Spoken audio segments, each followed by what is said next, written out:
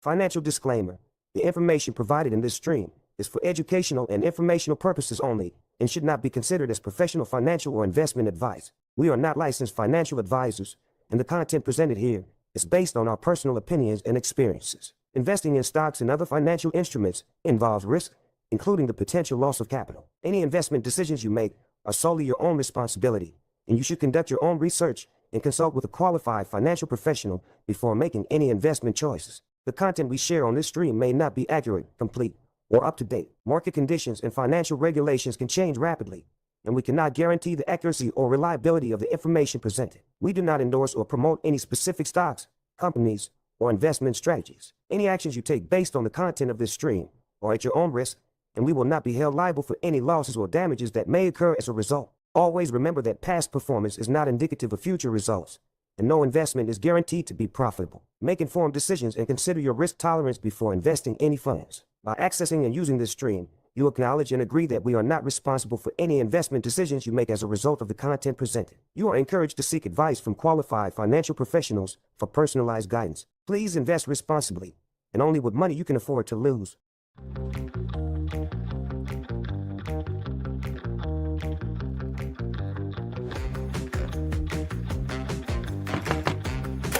Hey man, just found the next guaranteed multi-bagger. Hey man, you found another one? What is it this time? Come check this out.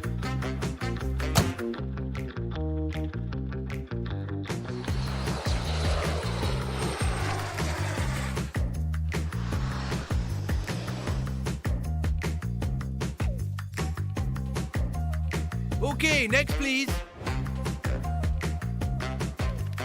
How can I help you, young man? We want to go all in AVTX. We like the minor spike up and stocks can only continue to go up, right? Well, that's fantastic. A really smart decision, young man. We can put that checked and it's gone.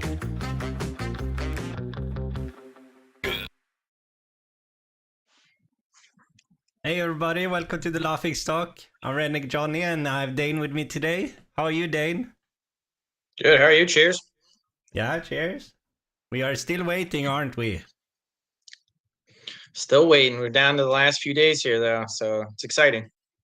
I remember that when I was a kid, the Sum 41 song, Still Waiting. I'm playing that a lot now on my Spotify. Yeah, just a few more days, though. I mean, I can't believe it's already the start of April here, so we'll have our. I mean, there is the week extension, but I mean, what do you think even about if that? it is Do the you, week do you extension, have we're a less than 2 feeling? weeks. Sorry? I said even if there is the extension, it's still not even 2 weeks. Yeah, exactly. Do you have a talking about feelings and stuff? But what do you think? Do you think they will push it back a week or? I don't, just because I think was there a clause that it was a penalty if they did that? I don't remember it, but I was thinking it's a bit. Isn't it a bit weird that they have a date and then the option also to postpone it a week? Like, I'm just. Yeah, I guess a it's little just bit, you can. But I think it just kind of gives them some wiggle room to try and make sure they get everything accomplished that they want to. Yeah, maybe just a sign that this is a bit complicated. That they are taking just measurements to get a few more days to finalize everything because they understand it could be complicated in the end. I don't know. Yeah, I do know, according to the last, I think it was in one of the 8Ks for the amendment, they were going to get a $10 million tax benefit on Monday. So they also get $10 million back. So that's not a bad thing. Yeah. So in our intro video, we had another biotech. Do you see it was up 357% or something? Yeah, luckily I shorted it right at the bottom. Yeah. We have had a few of them in our videos, and this is what you get sometimes in the biotech, right? They are I know a lot of people make a lot of money there, but for me it seems a little bit too risky to pick the right one, or too hard to pick the right one. Right. Well, and I get there's probably some share count dilution here, but if you do you have the chart pulled up? No, I can. Just pull up a 1-year chart, and you'll notice that you could have shorted it when it was over $1,000, which is why I said there must be been share dilution. But you know, that would be the time to short it. Shorting it around 620 when it's kind of dead and you're just waiting for it to finalize the death. That's a really risky time to short, because if there's any good news, the chance that spikes off that good news is pretty high. Yeah. What You was the know, ticker? you I don't short even things when remember they're the at their ticker very now. top and you don't believe in them. What's up? What was the ticker again? I don't remember the ticker. Oh, AVTX. AVTX. Oh This is yeah, how you know how there. serious we are about these tickers when we don't know the names of them. Yeah, see, I have the chart here now. This is an interesting chart, actually. Yeah, it's a bit it's a bit wild. Actually, I didn't even look out. How old is this? Oh, it's been worth even more than this. Look at this. If you would have bought back in 2022, it was worth like $4,000. Yeah. It's worth Right. $10,000 in 2021. But they had the thing now was an acquisition, I think it was, and I mean, how can you predict that it's gonna go? And I saw just rough. I looked at it very briefly now, and there was some comments about. It seemed a bit shady what they are doing right now, so I didn't look too much into this. Maybe NASCAR is involved here because he likes didn't these. look anymore. Hey, I'll trust NASCAR. He knows what he's doing on these.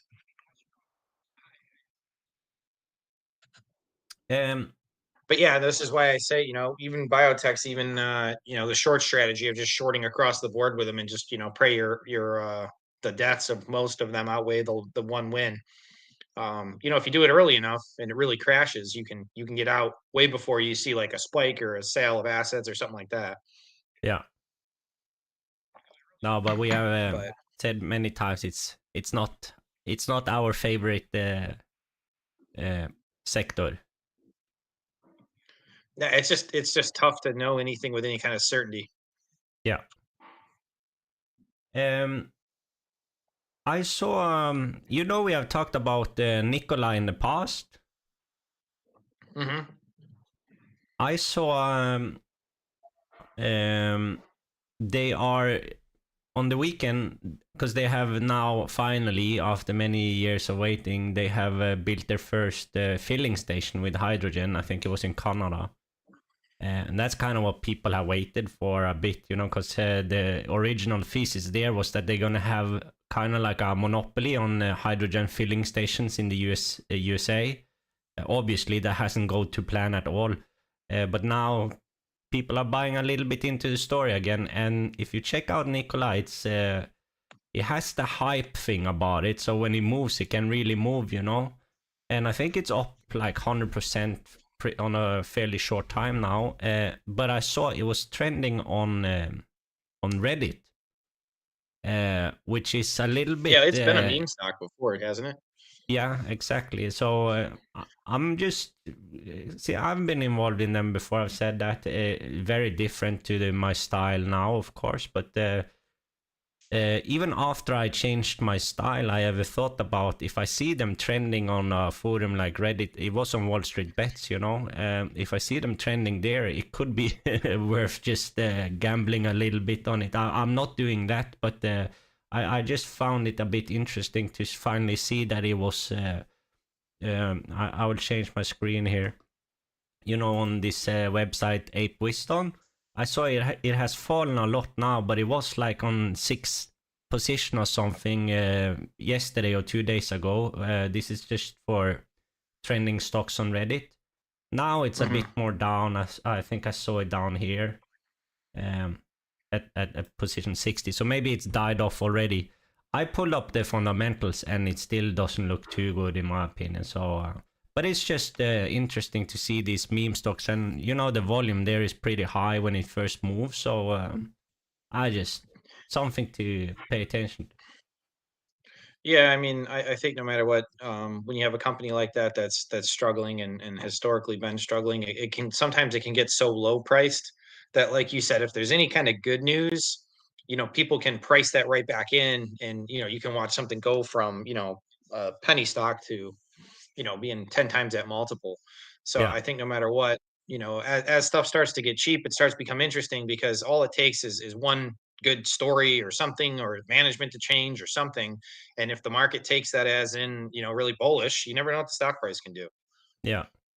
And I mean, like, I'm in my country where I live, we have been very focused on changing the car park into more EVs and stuff. And there's a lot of electrical cars here now. People own a lot of electrical cars, and there has been a big focus also on hydrogen. It's a few years in the future that it's gonna be some more concrete stuff about it, but I think it could be a good alternative to electric cars and stuff for at least for heavy transportations and maybe ferries and stuff like that.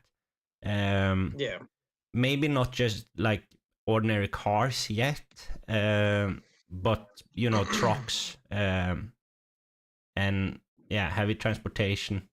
I think it could sail up as a good alternative to electricity eventually, but I think they have a lot of it will still take a lot of time, and it's not easy. And you get these Teslas burning and stuff, and you don't see so much about it in the news, or it doesn't affect the whole EV industry that much. But we actually had a hydrogen filling station here blowing up a few years back, and that of course sent the whole hydrogen market in my country down a lot, because that was a big explosion and a big disaster. But no one died, luckily. But it's a bit dangerous, if the accident first happened. This is very explosive and stuff. So Yeah, I mean, hydrogen's extremely combustible, so that's the Yeah. issue. Is it's definitely a dangerous fuel to use, but I don't know. It's like kind of the argument I see with like nuclear power. Like, I'm always kind of dumbfounded that we don't have more nuclear power around the Yeah. world. And I get it that there's the slight risk that something goes wrong, but nowadays,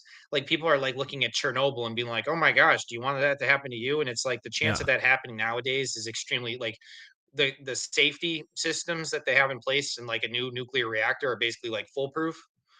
So it's not like things would just fail. So No. it's such a good clean energy source. It produces such low waste. I just think it's kind of insane that we don't really consider nuclear power. I feel like we could all have like extremely cheap energy. We just kind of refuse to acknowledge that fact. Yeah. Um, No, I agree so with that. I look at it like that, where you just have to weigh it out. But yeah, no, I think hydrogen's an interesting market no matter what. I think all the alternative fuels are interesting. We'll see what actually ends up working out. I don't have, I got to read up more on these to start seeing what the future could hold. But I mean, you've seen what uranium, like I was just talking about, has done Yeah. this year. I mean, that's a pretty bullish chart. Yeah, for sure. And I mean, the whole world is moving in this direction anyway. So there, and China is now, China is gonna have I think they're gonna have a big grip on the EV market, because they are focusing a lot about it. And in my head, it just needs to be more alternatives than just like fossil fuel driven cars and electricity. And then hydrogen, I guess, it's the one that is sticking out a bit now. And I think maybe if like there's definitely a case. We have messed around a bit with NKLA in the past, because they have a history with fraud, and Trevor Milton is now sentenced to 4 years in prison, I think it is. And I think he also needed to hand over all his stocks back to the company. But now I think the CEO is this Gursky guy, which was former leader of GM or something like that. And I know the history there, it's a bit messed up, the whole thing. But if they can get this company on the right track, they kind of have a name already, like you said, a meme stock. If they can start to produce and actually roll out roll is the wrong word, because the part of the fraud was that they filmed a truck rolling down a hill. It didn't drive, it was just rolling. That was part of the fraud that they were. But if they can produce cars, which they are doing now, trucks, and start to also build out these filling station networks, there is a thesis in Nikola still. But I saw the market cap is like, in my opinion, it's way too high right now. But it's interesting Yeah, to I was see actually the. just pulling them up because I haven't peeked them in a second. Yeah, I got almost 1.4 billion. Yeah, it's way too high, and even if it has doubled in the last week or something like that, it has double in a short time. It's even still at 50 cents. The market cap is too high, in my opinion. Yeah, and I mean they have 1 billion shares now, so I Yeah, mean the dilution's just been unreal. yeah, Still not generating money. I mean they have $36 million in revenues. yeah. No, Like no, that's this. so insane to me. Like this is, I'm all for distressed companies like that. That's like I feel like more and more that's exactly what I'm looking at always. And when I see a company that has 36 million in revenues and their market cap's 1.3 billion, like there's no thesis there yet. Like they No, have so much further to go to prove themselves. yeah. Even There's a with their lot of cash things. generation, There's a like lot of things that needs to happen, and even if they do a lot of things right, the hydrogen market on itself needs to also come up as a serious alternative, and you don't know if that's ever going to happen. But I mean, they yeah, have made this some changes now and started with the filling station, so they're gonna need way more money. So I don't think this will end up being a success story, but there is a small chance that they will do something here. Well, the thing, no matter what right now is they don't have an insane amount of debt and they have enough cash, but how much more can they dilute shareholders from Yeah, here? I mean, if yeah, you bought in 2019, there was 30 million shares. Now there's over 1 billion. yeah, So, I mean, that's one way to raise capital, but eventually shareholders stop buying and then you need to start looking into debt and, the debt holders are going to make you charge a stupid amount of interest. And if you're not generating any kind of revenues or cash, there's no way you survive that. I yeah. mean, they don't even have, even if you look at their assets right now, they don't really have that much in assets.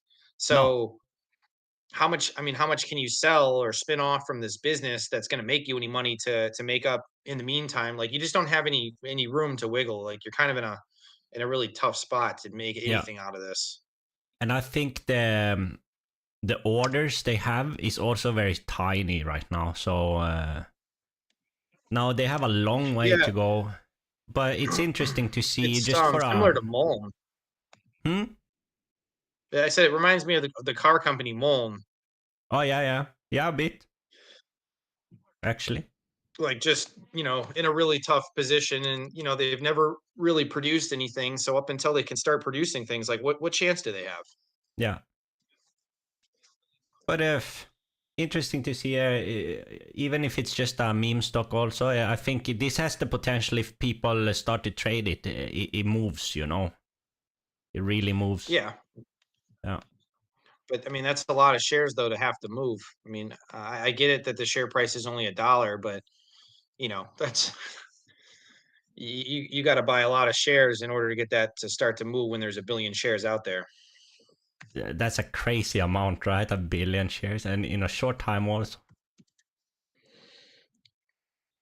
Just for the this kind of company, don't get me wrong. I mean, the share count doesn't necessarily matter, but when you're talking this and the fact that they don't really have anything to go off of, yeah, it is a lot. Yeah. And if you look at the insiders here, this guy Mark Russell, he was the CEO after Trevor Milton, and he has just completely sold his position, and there's a lot of these people working in the company that's just selling their stocks, and it has been so far just like the guy who takes over as a CEO, they just seem to cash in, and then they retire. Been a bit like Yeah, that. well, that's part of the shadiness of it too, and when you can't trust management on top of it, like I don't know, this is everything like I don't look for in a Yeah, distressed yeah, company. no, it is true. Except the momentum factor, though. But not our Yeah, but style. that's part of the market, but I don't ever want to Yeah. rely on that as like my No, no, thesis. You know what I mean? no, no. And I calculated this yesterday, the total amount from this Mark Russell guy is like more than 20 million. And he was CEO for just a few years. So it's crazy how the world works, right? Yeah, and like you know, I just pulled up Seeking just to take a peek at stuff. Henrik And Alex you is know, there. Henrik's one of the people who actually is writing on this. And Yeah. this is the kind of company where if I was Henrik, I would be saying sell and possibly Yeah. looking at shorting Yeah. because and you know, and like you said, I guess someone just put in the comments here, and this is from March 28th, and said short interest is 30% of float. So the issue is people can try and cause a squeeze, but when it's 30% of float, I mean, that's a lot of that still means there's 70% of the shares, and I don't know how much of it's held by institutions. I imagine not much based on everything, which means you got 700 million shares that need to kind of start working in the buy section Yeah. in order to cause a squeeze. There's always been a high short interest in this one. So that hasn't, like, the shorts are winning in this case. You know, it was Yeah, and you like on you said, there might be some spikes here and there, but it won't last long, and probably no. that's when the shorts add. Yeah. And imagine it was at $90. And I mean, that Yeah, was in 2020 or 2021. It was at $90. yeah. And I mean, so I know That's because why I I said, follow I the mean, if you're story. gonna short, I don't short at the bottom, I short way at the top. You know, when you And have something but like I this know that that doesn't really have anything going. people were buying at $90, and I think Well, someone's they got are. to buy. Yeah, I think I sold Those are out on probably the like. ones that are still buying today, averaging down. That's what I mean. Yeah, I think I bought at 10 and I sold at 65 or something. So I managed to make a little bit money here, but I didn't know what I was doing at all. So I got lucky, pure luck. Oh, sometimes sometimes it's better to be lucky than right. Yeah, yeah. But I would say one more thing though. In my country, we have a big a big fund that is the country's fund, and Yep. they Yeah, have no, been I know interested. about you guys. Yeah, they have been interested in NKLA for quite some time, and then I think they sold out at one point. But I saw them. If you go to Whale Wisdom now, they are in again with a big position. I think they are the biggest owners. So I mean, Yeah. it doesn't because they own everything, so it doesn't matter too much. But it's just something. This one, they own like Well, I mean, and 8%. that's kind of the argument about having like the interest rates so low, like they've been, is it's allowed companies like this to survive way longer than they should have. You know what I mean? Yeah, yeah, Because you get access to cheap capital, and that keeps you going when normally you'd get eaten alive. You know, in a real business environment where it's not super easy to take money out. yeah. But I will say this also though, they have been in before and lost a lot of money. So that it says they have an average now on $1. And you know, these guys are holding for the long run. And like I said, it has been a bit of a focus area here already, the hydrogen market, and that we have even companies that are partners with or have been partners with Nikola for helping them with their filling stations. But no, it's just I just found it a bit interesting that they were trending on Reddit. Right. Nothing I would be interested in though, but for anyone who wants to gamble a bit, maybe. Yeah, I mean that's the other thing too is I guess like I said, I may start to take smaller positions just as like I said, as I've been going through this, I'm going to take heavy positions in the few stocks I really am excited or into, but that's only going to be maybe 1 to 3 stocks at a time, most likely. Maybe there'll be more in a big sell off or something, but typically not. So that means that when there's these little things where I might be interested, maybe I'm just looking at momentum, even something small, which I know most value investors are like, "What are you doing?" But whatever. Sometimes the markets give you things. It's not always value. I don't think value always don't get me wrong, in the long run, yes, I agree with that. But sometimes, stuff just trades stupidly for a while. So, if you put 0.5% in something like that, it ends up working in your favor. Great. If you lose Yeah. 0.5%, are you really drowning from that? Not really. No, exactly. I think as we develop and get our portfolio sorted a bit, it's worth having a little bit in something like that as well. Like you said, it could be if it goes your way, it's this can this can more than double in a short time. Most of my thesis is, I'm sure if I'm getting only in a little bit, it's not going to be like a true like trade per se. It'll be more of a swing trade where my thesis will play off over a few months, not necessarily like, I'm not going to buy something and then sell tomorrow. I mean, in that random chance I happen to catch like 100% gain, maybe, but Yeah. I wouldn't be banking on that. I'd be banking on holding something for, in probably a few months, this will flip flop in my direction, and then, you get out. Yeah. But Yeah, like I said, those would be extremely small positions no matter what, small. because it's just, there's just not much, there to it. No, I agree. Well, this week has been a shorter week. It was closed on Friday, and I did my stream after the closing hours on Thursday. So in the dashboard and stuff like that, it's you get the same numbers as I had in my stream on Thursday. So maybe we should just jump into the fundamentals, Dane. Yeah, we can keep moving right on to fundamentals because I don't know. There's honestly not that much going on, and no, I saw. Did you see Max commented on one of our videos that he felt like the news. Remember we talked about the cannabis stuff in Germany. He felt it was a bit misleading because it appeared that it was like very easy to buy it everywhere. But he said it was a few restrictions on it. It wasn't. It was a bit misleading in his opinion. So yeah.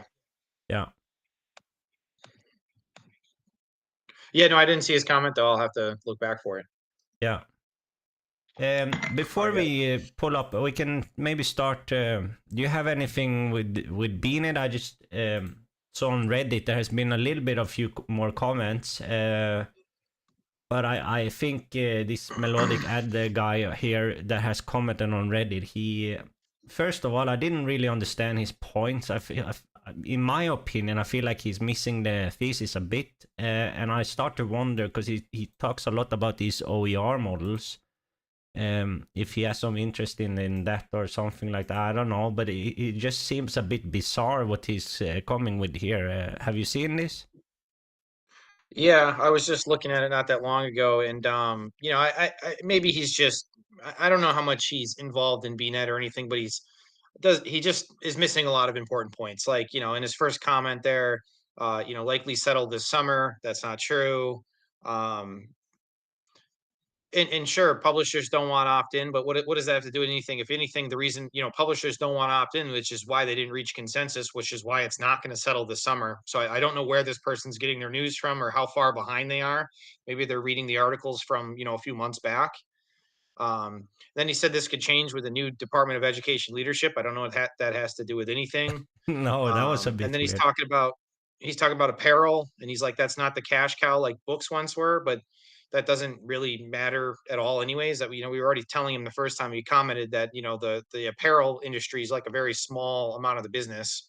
And we're actually talking about spinning off MBS, which is why it's kind of confusing. And he keeps saying that, the margins are lower than what MBS was. But what we're saying now is, yes, the margins were lower, but if you look at the revenue that it's generated over time, now it's eclipsing what the MBS business is doing. So it's making more money again. So that point doesn't matter at all. And then everything, all his points are just like completely or she, I'm sorry, because I think maybe it's a girl. We were joking around that this is Nicole, but it said colleges are also focused on maintaining enrollment, and at cost course materials would be a good loss leader message for some institutions. I literally don't know what that has to do with anything. I think this person's just kind of throwing out words. And OER is becoming more digital every day. And he says easier for faculty which I assumed is faculty, to use. And while I agree it's not always free, it is successfully constraining margins, and every lost book order to OER is like swimming up against the current for year over year. Same store sales reporting, student learning and how they are taught is widely very changing. And yeah, I mean, OER is obviously another model, but it hasn't really proven itself, and OER is in its like infancy in terms of what it would actually do and how it would actually work in a real scenario. So I'm not really looking at OER. I think that would be decades away before you would actually watch an OER model become successful. Everyone would have to agree on that. Like that would have to be like a complete monopoly for OER to work, because everyone would have to put their information only into the one system that everyone uses. Yeah. So I don't know. OER to me is just not a great point. So I don't know if this is Nicole just trying to troll us or what it is, but Because the second comment, as if DOE couldn't make more mistakes, you have to consider too that the DOE delays on processing FAFSA for students who want to use Title IV funds in the stores this fall. I don't know what that has to do with anything. The whole point of what the DOE is talking about is making sure that the funds and the books are available by the 10th day payment period. So I don't know what that has to do with anything. Like I said, I don't know. I don't know who that person is, but I really don't. I don't know if they, no, I mean, I don't mean to sound rude, but I don't know if they're foreign, because it doesn't really make sense. A lot of what they're saying, yeah, or just English isn't their first language. yeah, Um, I think but either way, I don't know what this has to do with anything. no, like and by the way, for people who doesn't know, like Nicole, the person Dane is referring to is the Nicole Allen from Spark. She was involved in one of the DOE meetings, and she was very heavy for this OER model, right? Yeah, well, she directly gets her money and loans from the Yeah, government for OER models, so it's yeah, obvious why she's pretty bullish on it. But yeah. um, yeah, I don't know. Like I said, this doesn't change anything for me. I mean, sure, I like I said, I always appreciate the opposition trying to put some points up, but this is one This that is not just a good makes me point. think this person didn't do literally any homework.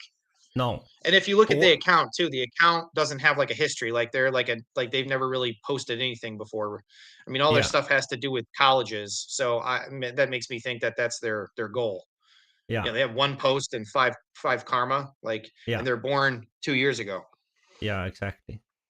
But I wanted like I think it's and we we are very serious when we mean like we want to see good points against our thesis. That's very important when you do investing. But we have talked about this on the streams before. Like you saw a lot of people coming after talking shit about BNED after they postponed the Q3 report and came with the potential dilution news.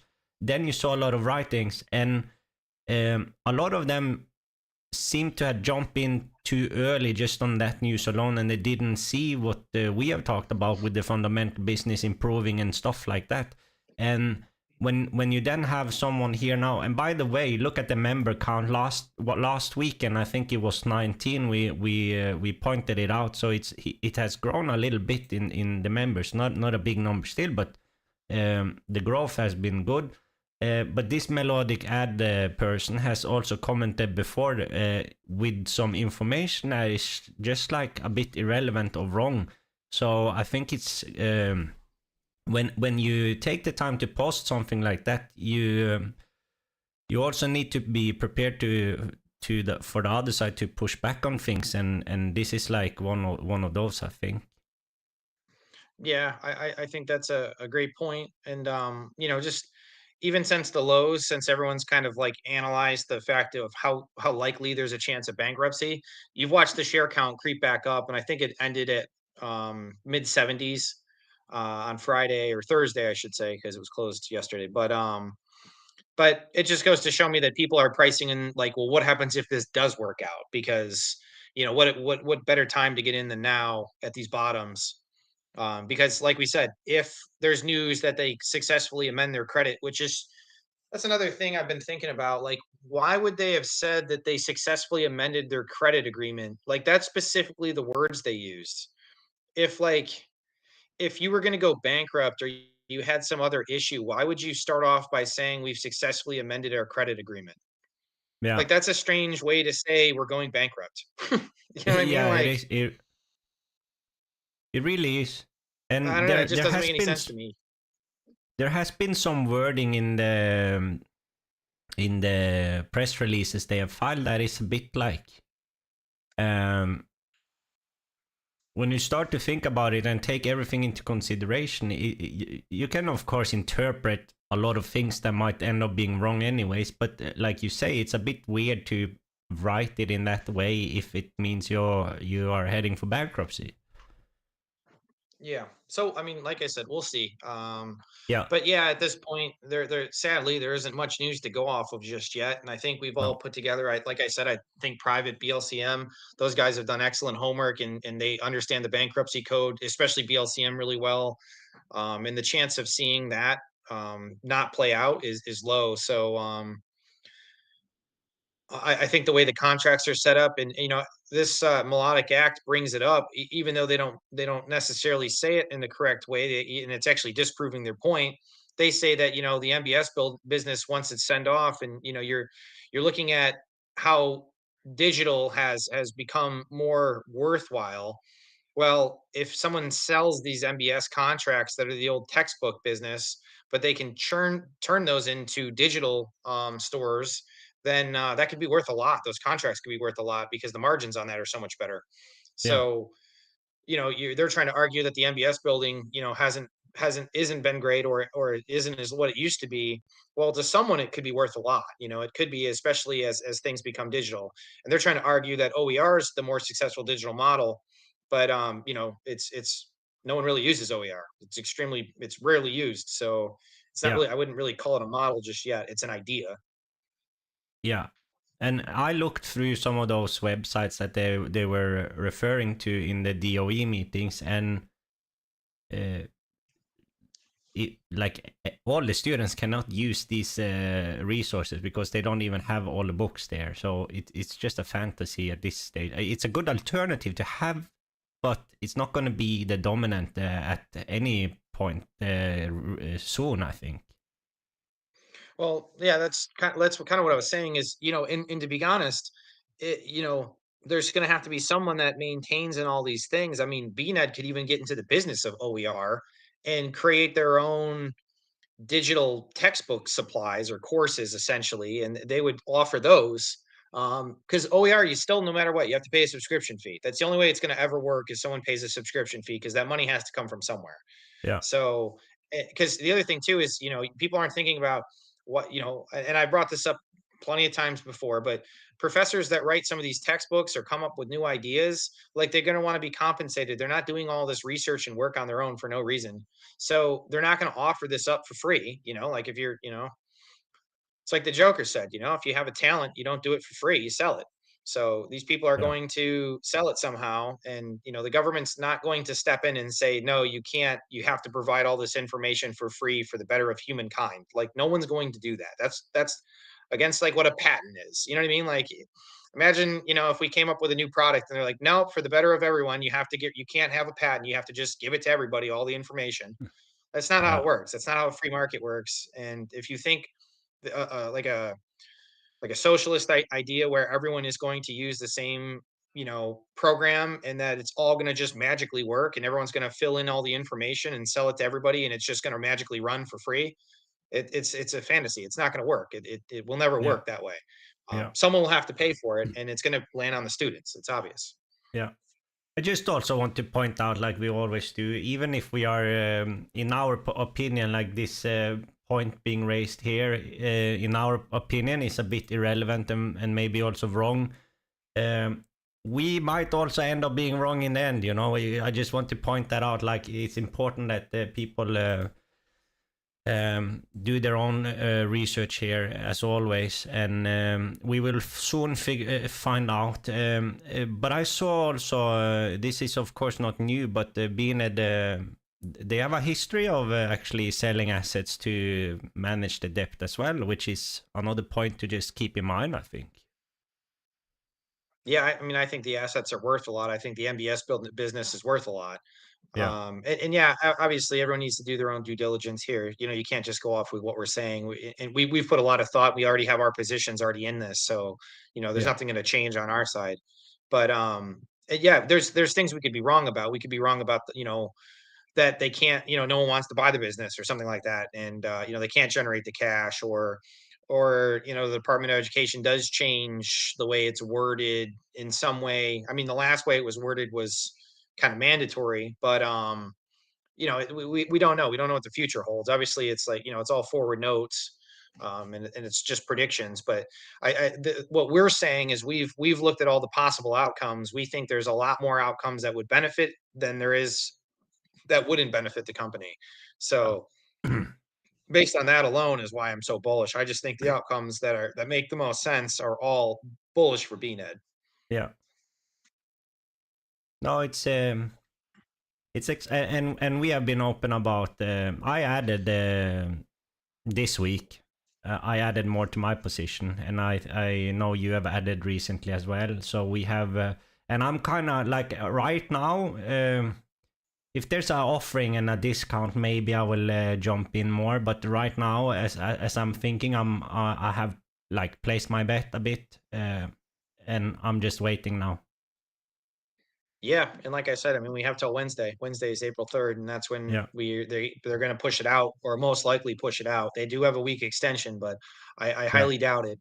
Yeah. So, you know, I was really hoping Thursday afternoon after the market had closed, we would get news. And Yeah. without that, I mean, like I said, April 3rd sounds like they're going to go to the limit, make sure all their I's are dotted and their T's are crossed, and then we'll figure out from there. Yeah. I saw Courage had a tweet about Alto. He's getting a bit more. I know he has a Seeking Alpha article from way back on Alto. I think he even has two.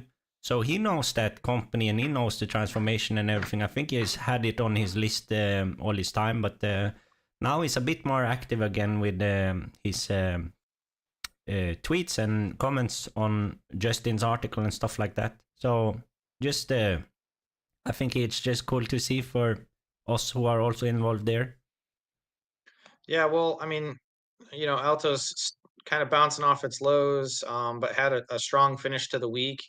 Yeah. It's still trading pretty low, and you know, it's kind of priced in that the business isn't going to improve at all right now, Yeah. which seems kind of strange to me going into the summer, and that's typically a stronger time for them. And they've been doing a lot of things to spend their money more appropriately and to make sure that in the future they're ready to produce, you know, high quality alcohols. Yeah. So I And think they're in a good spot. you have some near-term catalysts here as well. A couple that management also said in the call that were big milestones for them. So obviously high priority stuff. I'm expecting to hear news on the Vault thing soon, and hopefully they can land that deal, get it over the line, and you don't know how the market will react to something like that, but then they are set up very good. And if you have followed Alto for quite some time now, management has clearly taken their time, and I just hope also, and I think they have done very good work on who to partner with and stuff like that for the carbon capture program. They are very aware of the potential of their location. And they have been like holding their card close to the chest and figure out ways to different path they could take. You know, there's been like I know there's been talk about them using a pipeline that is already there from a company called WOOF or something, but obviously they didn't go for that now with Vault. So hopefully we'll see like a concrete deal with Vault before the summer. Yeah, for sure. Yeah, and that's why I said I really think the summer and the next quarter. I think honestly at this point, like I said, I think everything's been kind of priced in. I think you're going to watch Alto kind of keep climbing here. I get fair value even in the current state around $4. I think it's just management has just, you know, kicked the can down the road so far that, you know, most people just don't trust management, and that's their biggest issue, is getting management to finally have some successful quarters and prove themselves a little bit. So we'll see going forward. Yeah. And I brought this up on Thursday, but Justin has some answers here on his article, where he's talking a little bit about the peaking plant and a full sale of the business. And Justin has never said he's against that, but he has been a bit against the timing of it in the past. And he brought up now that what did he say here? Here, if the company had been forced to sell assets last year, it would have been a disaster. We're really fortunate that someone was able to fight off Raper. The value of ethanol plants more than doubled over the last 6 to 12 months. So he has been against the suggestion from Raper. They had a bit of a different view on the path for Alto, but he is more he is like more open, the way I read this now, to sell off the peaking plant as well. He's commenting a little bit about it. I think Justin is still long term, and that he wants to see them make all these projects live and start to generate all the money they potentially can here. And he has had like a price target before, I think between $15 to $20. I know. So yeah. Well, and I understand too, because don't get me wrong, a fire sale, if the stock price jumped to $10 today, it would be, you can consider that a win, obviously, for shareholders. But he's just an investor. He's investing in the business. He sees if this business succeeds and becomes, a really great asset in terms of, the money it produces, then the $15 or $20 over time that's going to keep returning shareholder value, that's worth a lot more. The shares will be worth more, and you could see payments or buybacks, those kind of things coming back to shareholders. So obviously that's the better thing. We just have to see going forward. I mean, you gotta kind of hedge your bets. It's the same thing with BNED. If BNED sold the entire business today, I think I'd be disappointed actually by that, because I think in the long run, it's going to make more money and it's going to become really valuable as an FTC, the FTC program itself. But if it was, it's not like I would complain, if you had a multi-bagger off a quick sale. It's just, sometimes you want to look at the long term, and see how things end up landing. Yeah. And it's a bit weird to say, but sometimes that's one of the risks, right? That they are being acquired on maybe a lower price than you potentially saw yourself. Right. But and he is also continuing to talking about because he said that he has information that someone is shorting the company heavily after that Q4 report. And he's continuing here, like, if anyone's shorting the company at this level, they really have no clue what they're doing. Well, I mean, if you are shorting at this level, you might be the person maybe that's why it jumped 10%, because they're getting out of their spot. Yeah. Could be that they're selling, to get back into a better spot. Yeah. And he also brought up, remember last weekend I was talking a little bit about the management, and that they have been, if you follow them for the last 6 months or whatever it is, you're probably not impressed. But it hasn't all been bad in their history. And he's also saying a bit like that, he's one guy is asking them about like current management and board will lose their jobs if they sell the whole thing, and that they don't want to do that because they want to milk and take the cash out in their own pockets. And he's like, I know that's a narrative a lot of people like to talk about, but I've never bought into that. And that was kind of my point as well. Like, that's not my impression of what's going on here, but just because it hasn't all been bad in the past, it has been a lot of good things as well. And it's the same people involved now. And the other thing too is, if you're going to sell off assets, you'd rather the business starts to prove itself a little bit more, because if the business becomes more profitable when you go to actually sell it, it's going to be worth way more. Yeah. And Alto also has a history of selling assets. They 2 years ago something, they sold one of their plants, and Justin called that. pretty much when it happened. So, but he Yeah, well, I know also he's really brought in up, touch with management and whatnot, so I'm sure yeah, he has a good idea of what's going on. yeah, I think he has a good relationship with them, and he's saying like this Brian, new CEO guy, could have some interest in selling off the company with all the shares he owns as well, you know. So just by reading this, it seems like the possibility opens up a little bit more, maybe. I don't know. Yeah, I mean, you know, like he said, if it's sold for $10 and he's got 840,000 shares, that's $8 million. So Yeah, I don't think many people would complain about that. you wouldn't complain there, right? No, I So would take it. I'd take the deal. yeah, now exciting stuff to look out for in the near future, and maybe with Alto a bit longer term as well. All right, you want to move into the fundamentals? Yeah, we can start going into some of these other companies that we had pulled up. Do you have anything you And want to start with today? um I mean, I know we had quickly talked about Kazoo. I don't know if there's anything you wanted to add to it. My share count's wrong, so my numbers aren't great. And it Uh, sounds like they changed their business model, but they're still not generating anything that really is interesting to me yet. So they have a long ways to go before, you know, they become any kind of net positive. If anything, I see debt and future dilution becoming an issue furthermore going forward. yeah, So to me, it's just not enough there. I also have a wrong share count, so it messes up my whole sheet. So I don't think it's good for the stream to talk about it either. But in like, I don't see so much on the things I do have though. Yeah, the next one I had was Herbalife, which I know Yeah, I've looked at in the past. I know it's kind of a pyramid scheme in terms of the way yeah, the company works. they have But that rumor, right? there's a lot of insider buying. I think that's what caught my eye.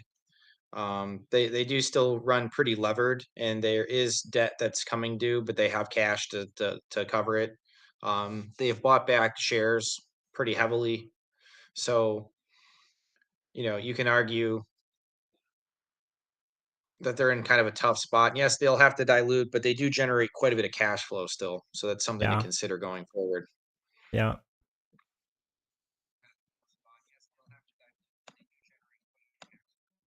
That's a. It's a lot of insider buys. Yeah, that's what I'm saying. I mean, there's a decent amount of shares being purchased at this almost $10 mark here. Yeah, Which I mean, don't get me wrong. I think you know immediately when I look at this, it's too expensive for me. But you know, I'm still just interested in what's going on here because they do generate a lot of cash. Um, yeah. you know, do I say it's unfairly valued at $10? No. You know, the book value is a little rough. You know, the problem is their debt is really high, you know, but when's the rest of that debt due? That's a great question. The chart looks a bit ugly, but maybe on the way up again now. Yeah, I mean, it's you know, it's been a slow trudge downwards.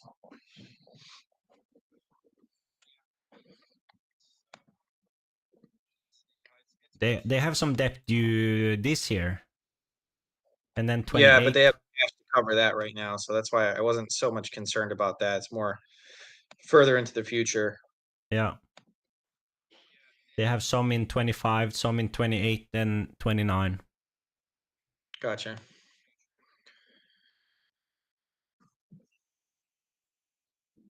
So really, you know, next year is obviously a concern. That's one of the first things I'd be worried about is next year. That's a decent amount of debt that's due, and Yeah, you know, they like I said, they can cover the cash for this year, but they wouldn't be able to for the following year without, um, I don't know, releasing shares or doing something. I mean, the share yeah, price isn't where it's at or where it needs to be at for them to have that. So without really diluting shareholders, which I yeah, do, you know, my leverage calculator does say obviously you're gonna have to delever this. So. yeah. But I do like the short position almost 14%. But what I was going to say, it's like you pointed out also the cash generation it's not bad here. Right. But on the averages, you kind of get like you know, a 10 now. This would have to drop a lot, I think. Yeah, and it looks like on so I'm just going into their news recently, and they just announced this on March 22nd that they announced the initiation of a refinancing process for its 2018 Term Loan B, which matures in 2025. So they are trying to handle that spot where they're in a pinch. So that's a big deal because it would give them a lot longer of a runway here if they can handle 2025. Yeah, Um, but that's going says to be a bit rough, though. Yeah, it says the company is targeting 1.2 billion of secured financing and a $400 million revolving credit facility to repay the term loan A, term loan B, and revolving credit facility, as well as a portion of the 2025 senior notes. So it said they'll announce it as more happens, but you know, because of the fact that they generate cash flow and whatnot, you know, some of these banks are willing to take this risk on. Yeah. So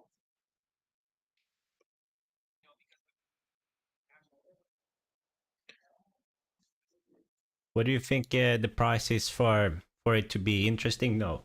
Like, well, I get fair value at about $7 for me. yeah, I was, So, you know, shy of 5. It would have to get yeah, cheaper for me, but it's still interesting. It's yeah, just it's too expensive right here. yeah. But that's not to say that, like I said, if they can't refinance and get themselves into a better position, it wouldn't become interesting.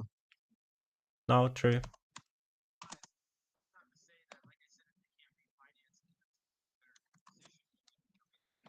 And I don't know, it depends on how you look at it, but like you said, the book value is a bit rough, but it also seems to turn a little bit to the right side, you know, in the past 3 years after pandemic. Yeah. So, and obviously, insiders are, you know, they're bullish. I mean, that's a decent amount of insider buying, and by a group of people. It's not, you know, it's not a ton, but it's a good amount where, you know, the what I want to look into if I delve more into this is you know, what is subscriber numbers, you know, how much Yeah, are subscribers paying right now, and how is that going into the future? yeah. They use a lot of celebrities to market this, right? I know they have Cristiano Ronaldo doing, he's like kind of the face of the company, I think. Yeah, but I mean that's all marketing, so Yeah.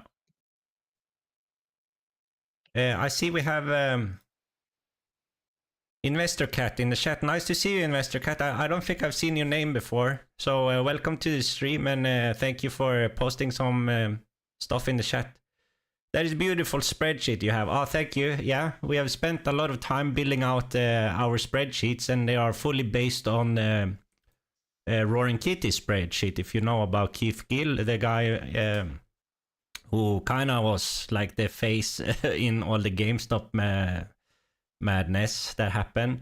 He had a spreadsheet that we have tried to build as close as we can. So Dane and I have each our version of it. And if you have any questions about the spreadsheet, just let me know in the chat and we will try to answer as best as we can. yeah, Investor Cat, we pretty much use it as both a screening tool and also to really delve into fundamentals. And the nice thing about Excel or for Google Sheets is just the being able to use the conditional formatting. It allows you to look at a ton of data really quickly and kind of get an idea of what's going on, you know, Yeah. as opposed to just a ton of numbers and, you know, you don't really have any context. And then the nice thing too is since we built it out so much, we can always adjust all kinds of little things to try and, you know, look for things that we notice and um, you know, tweak it to our liking. So Yeah. no, we're really happy with how they've turned out. Yeah, very. Just for anyone who is new to this, some of these numbers that you will find in our sheets, I don't think you will find them anywhere else because of this calculator that we have here. It automatically dilute the numbers when companies are heavy levered. So just want to point that out if you haven't seen this before. Yeah, and it's a really great tool to have because typically we're looking at distressed companies, and a lot of them are pretty heavily levered. Yeah. You know, and there's not something to say. You know, there's obviously a certain point where leverage benefits a company. You know, your depends on your cost of capital and whatnot, but it does make sense to use a certain amount in order to drive prices down and increase purchasing. So the problem is when they get real heavy levered, that's where we try and come in and see if we can find something that maybe someone else has missed, and see if we can take advantage of something that most people are mispricing. Yeah. All right. I Herbalife looks good, but I think I will just skip it for the tracker. What do you think, Dane? Yeah, I mean, I have it on mine, obviously, but I'm just trying to think if there's anything else I'm missing that I'd like to look at it more, but I really don't think so. I mean, like I said, if they're going to be able to refinance, it gives them a lot of time. There's a lot of is Bill Ackman in this? Yeah, that I was gonna check. I don't think he is anymore. By the way, there's a interview with him on Lex. What is Oh, his he was name? short. He had a huge short position in him. Okay, interesting. What did you say? No, there's a. I think it's a recent interview on. Is it Lex Friedman, the podcast guy? Yeah, yeah, yeah. Yeah, Bill Ackman is on one of the recent episodes there, and he talks about Herbalife and that story with Carl Icahn, and they had a big public beef, right? Yeah, I've heard parts of it. I actually watched part of the interview because someone posted it on the Reddit page. They were Yeah, talking about just investing in distressed companies, and they were talking about, you know, bankruptcy. But yeah, yeah, I mean, Bill Ackman's a super interesting guy to listen to. He's brilliant. So you know, you can always glean quite a bit of tidbits from someone like that. So, yeah. but yeah, if you want to move on, I'm good with Herbalife. I don't see anything else just yet Yeah. that catches my eye. No, I agree, but I do like the cash generation, and I think the big worry is 2025, the depth there, and the path forward here would be to pay attention to news on that situation and refinancing or deals to make that maybe push it back Yeah. or handle it. And I would like to point out too that you know, I know it's EBITDA, but EBITDA, well, actually it doesn't even matter. Net income for that matter is like the lowest it's been in the past 10 years. So obviously the business itself is also struggling. Yeah, So you know, there's a reason why it's a little bit cheaper than it's been historically, is because, you know, on top of everything, it is struggling too. yeah. And it has that rumor also, like a pyramid scheme, right? Right. But generally when the price is low like this and you see all that inside buys, that's also something we tend to like, right? Yeah. Oh, it's huge for me. Yeah. So no, both good and bad things, and interesting to follow the development here. You want to go to WOOF next? Yeah, that works for me. So I think most people know Petco in the States. I'm trying to think exactly what had this catch my eye. This is a very levered company. They have a lot of debt, and kind of that becomes the focus on some of these companies. A lot of our companies that we look at are focusing on the debt and if they're going to make it. Yeah, So no, for sure. But revenues are looking good. operating cash flow is pretty good this year compared to the share price. Yeah, I'm curious on why were earnings so terrible? Yeah, I just noticed as well. Maybe we can see on Seeking.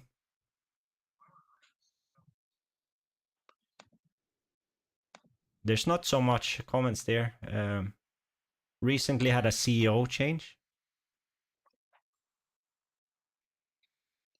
Well, after that last year, I would have one too. Yeah.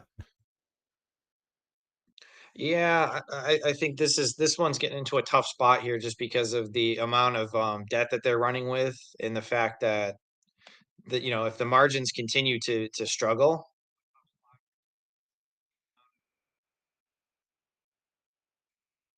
If you pull up the chart, Dane, that's not a good looking chart. Well, sometimes you find the best charts are the ugly ones. Yeah. Yeah, no, this Yeah, is I mean, definitely. it's ugly. It Yeah. is really ugly. But that's part of what we like, though. And they do trade well below book value. What do they have on their books here?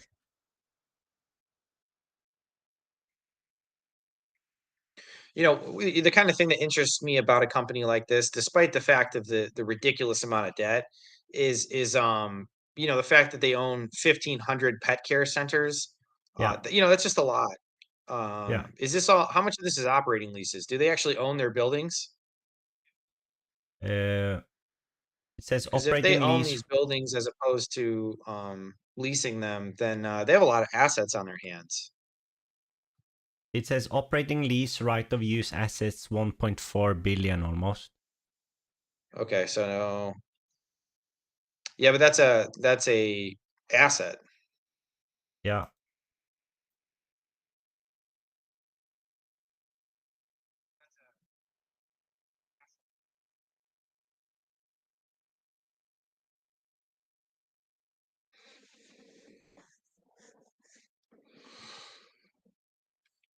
Yeah, but it's still 1.1 in operating lease liabilities. That's long term. Short term's only about 300 million. So, so it is leases though. So, I mean, a big chunk of their debt is leases, which, helps to see it's not quite as levered as it quite looks on first look. But I mean, they have a senior secured for a lot of money. What was it? 1.7 billion? Yeah.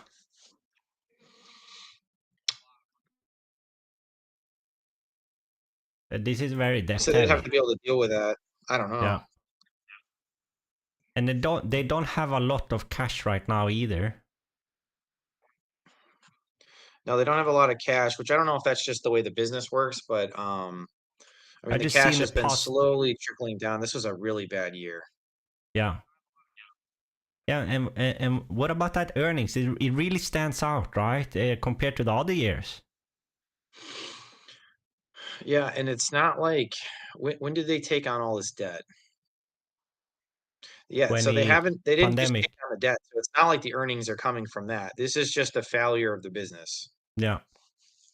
You see after hold on, in my numbers there's some years missing. Did they go private or something? Well, they had either that or they changed, because I only have like 6 years of data on mine.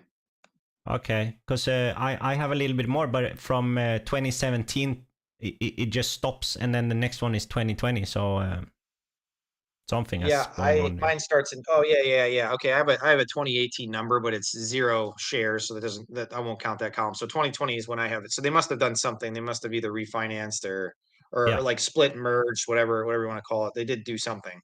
Yeah. So I'm just gonna focus on the last 5 years then. But yeah, I don't know. I mean,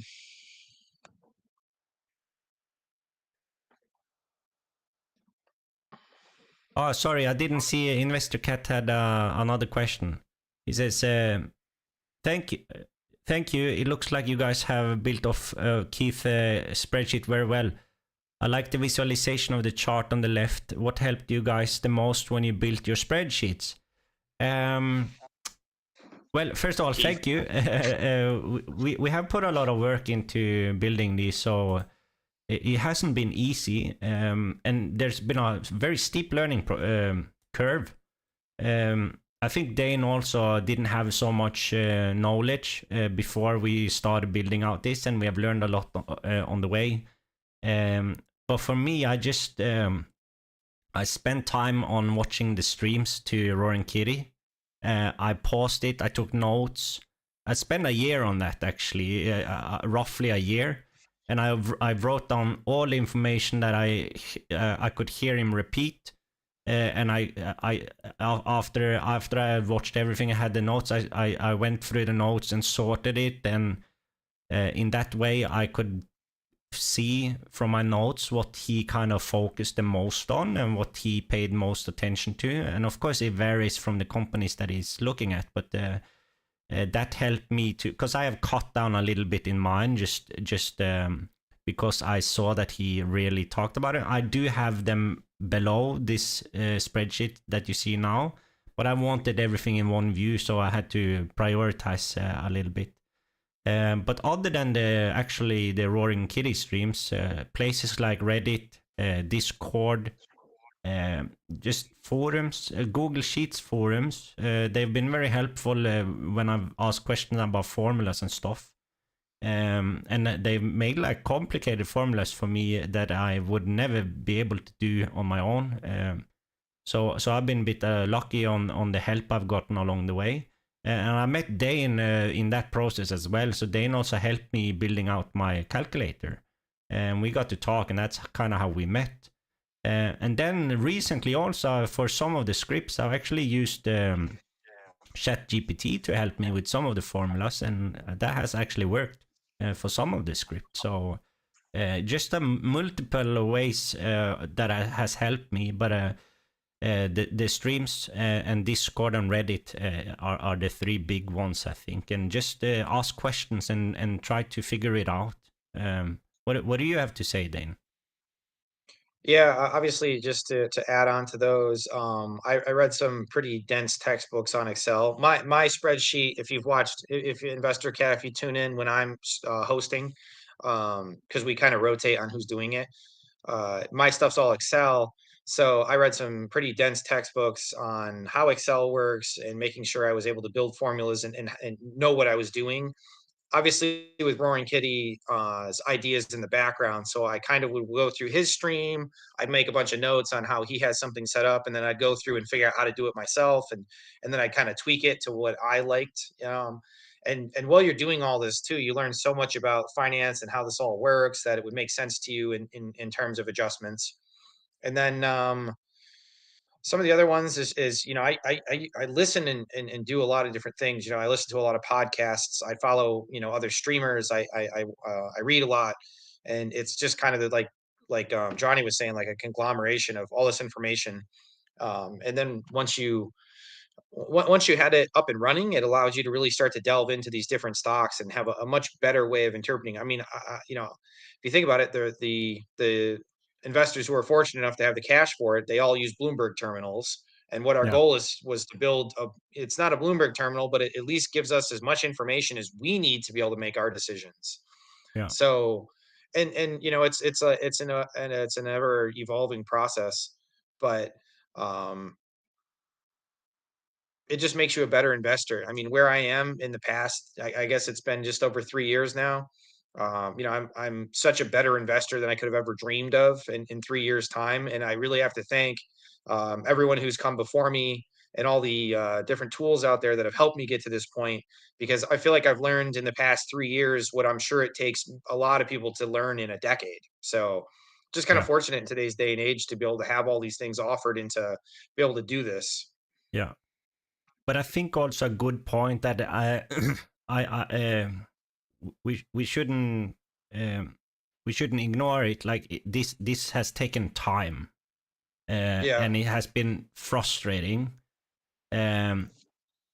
But if you manage to stick with it, there are ways to end up getting a sheet like similar to this, But it's for sure. I have almost thrown my computer in the wall a few times, It has been really frustrating.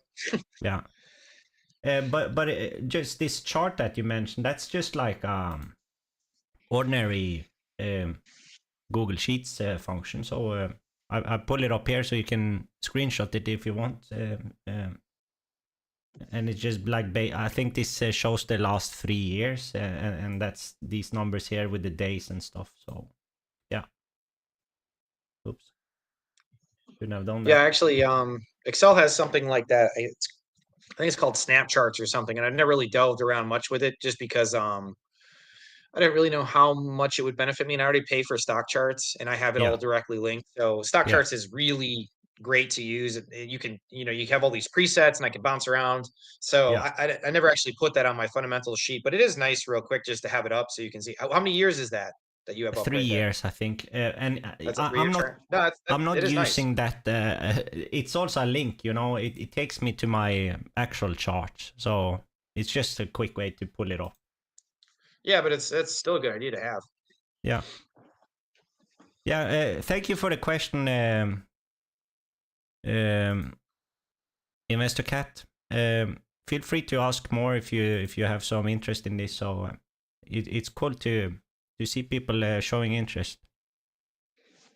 Yeah, and like as always, we have to thank Roaring Kitty himself, because he was the one who obviously gave us the idea. We were both tuned in initially. Yeah, thank you. And I just had such a great time with the whole GME saga and tuning into Roaring Kitty's videos that my goal initially wasn't to do a stream. It was really just to build the spreadsheets out so I could kind of continue on that style of investing myself. Yeah. And then once I met Johnny and we talked about it, we thought about possibly doing the stream, and it just kind of became what we did. And oh, by the way, Johnny, I forgot to tell you, happy 50th stream, man. I can't believe it, but this is already number 50.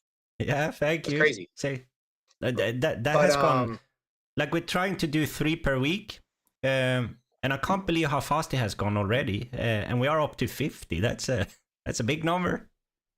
Yeah, no, it is pretty crazy, and I get it. We're the numbers are still small, which I don't really care about the numbers. People will come to us once, as we hopefully for the good analysis and just in general for the chat, because anytime someone comes in here and brings forth ideas, we like to spitball and kind of bounce the ideas back and forth, and it gives us other perspective. Everybody looks at things differently than what we do, so Yeah. I kind of get locked into this way that I look at things, but I like to hear other people's opinions. Yeah. And recently as well, we have had people throwing us tickers that we have really liked, and I've added a few of them to my tracker sheet. So that's our purpose, to have something that everyone benefits from, hopefully. So thank you for tuning in, everyone. Yeah, no, we always appreciate it. All right, back to WOOF then. All right. Have you found anything on that negative earnings? No, actually, let me go to the business investors relationship. I'll see if they have any presentations that will talk about what's been going on. Yeah. A lot of cute pictures of dogs.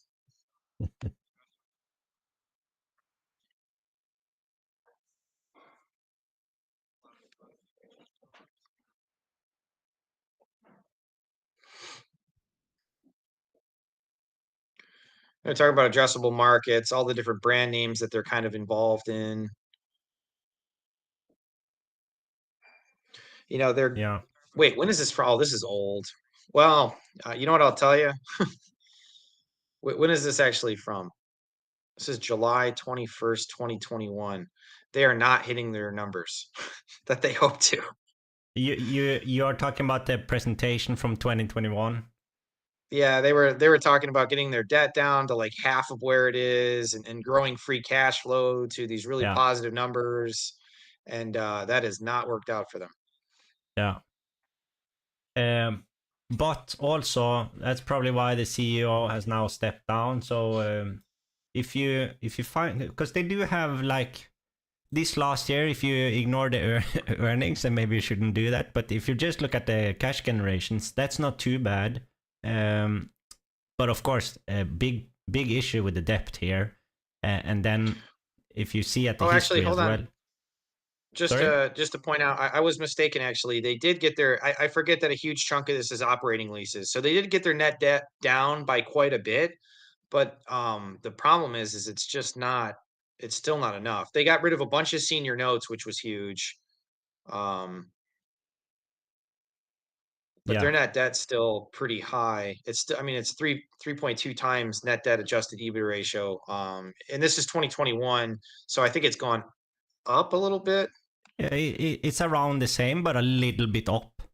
So Yeah.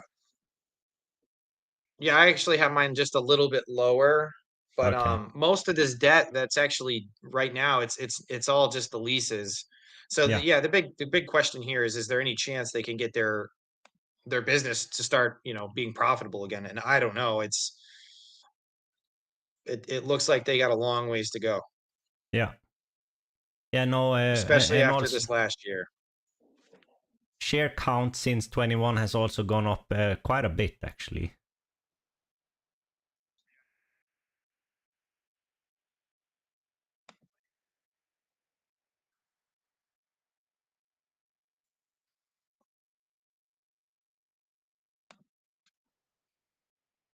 But do you know, What were like their companies margins? who sorry? I just want to see what were their margins post, like when they were doing more. But why They would yeah, a they weren't company great. have a presentation on their website that is from 2021 in 2024?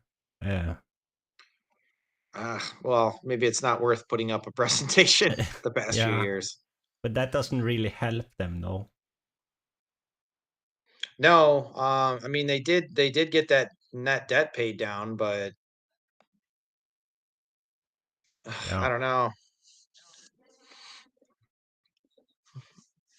I'm not seeing anything here that really is making me feel comfortable with them getting out of this hole that they dug themselves. Yeah, I agree. Let's check out this new CEO, though. I could picture a pretty massive dilution still occurring so they can have enough debt to survive. Yeah. So I think this is more of a sit and wait type deal until this either gets a lot cheaper or they make it, on the other side of I'm not saying dilution would even be bad for a company like this. It's just, for current shareholders that sucks. Yeah. They have a decent amount of goodwill, so This new interim CEO, it says like as the former president and COO of Best Buy, so he has been high up in Best Buy in the past. all right. Well, maybe not a bad. I mean, it's a big retail type store here, so Yeah, probably but not he too has crazy of also a been transition. he has been involved in Petco for quite some time now as well, so he has been part of this performance, Gotcha.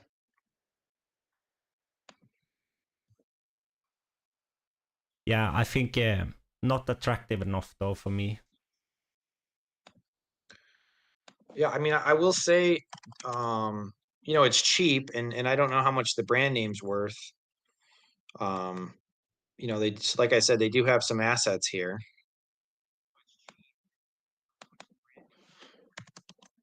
But they're gonna need some kind of serious turnaround here.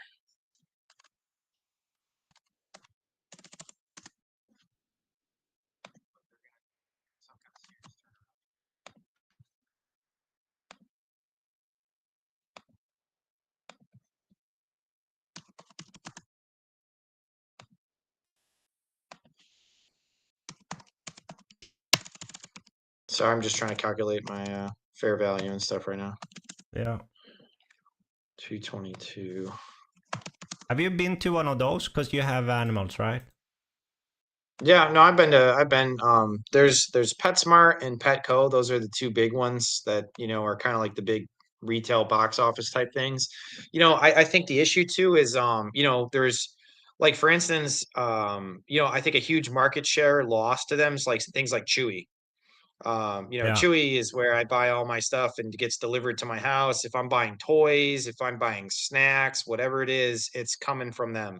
So To be honest, I think they're just stealing the market share, and that this is just kind of a legacy business. Maybe Chewy would be interested in purchasing some of the more profitable retail stores, Yeah. but I could see them as someone who'd be interested in purchasing something from this. Got you.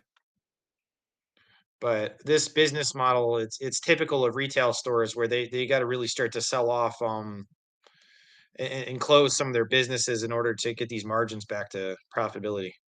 Yeah. Yeah, because the margins looks a bit bad as well, but They're tight. They're really tight. yeah. They got to get back to where some of these are more profitable because even though they're generating, some of the operating cash that they are, it's not enough. It No. doesn't cover what they need it to cover, especially No. with the interest on that debt. Yeah, exactly. And if you use the averages on the cash there, you kind of get the value that it is today, right? Even a bit less. Right.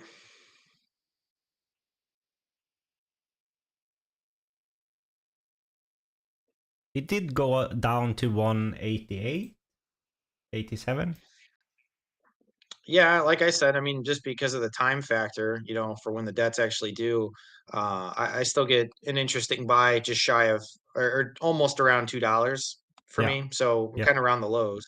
Yeah. Um, would I be real bullish buying right there? Probably not. You know No. what I mean? Like, because I get fair value at like just over $3, but will it ever get up to that without any kind of better news? I don't know. I noticed early when we pulled it up, the insiders own 65%.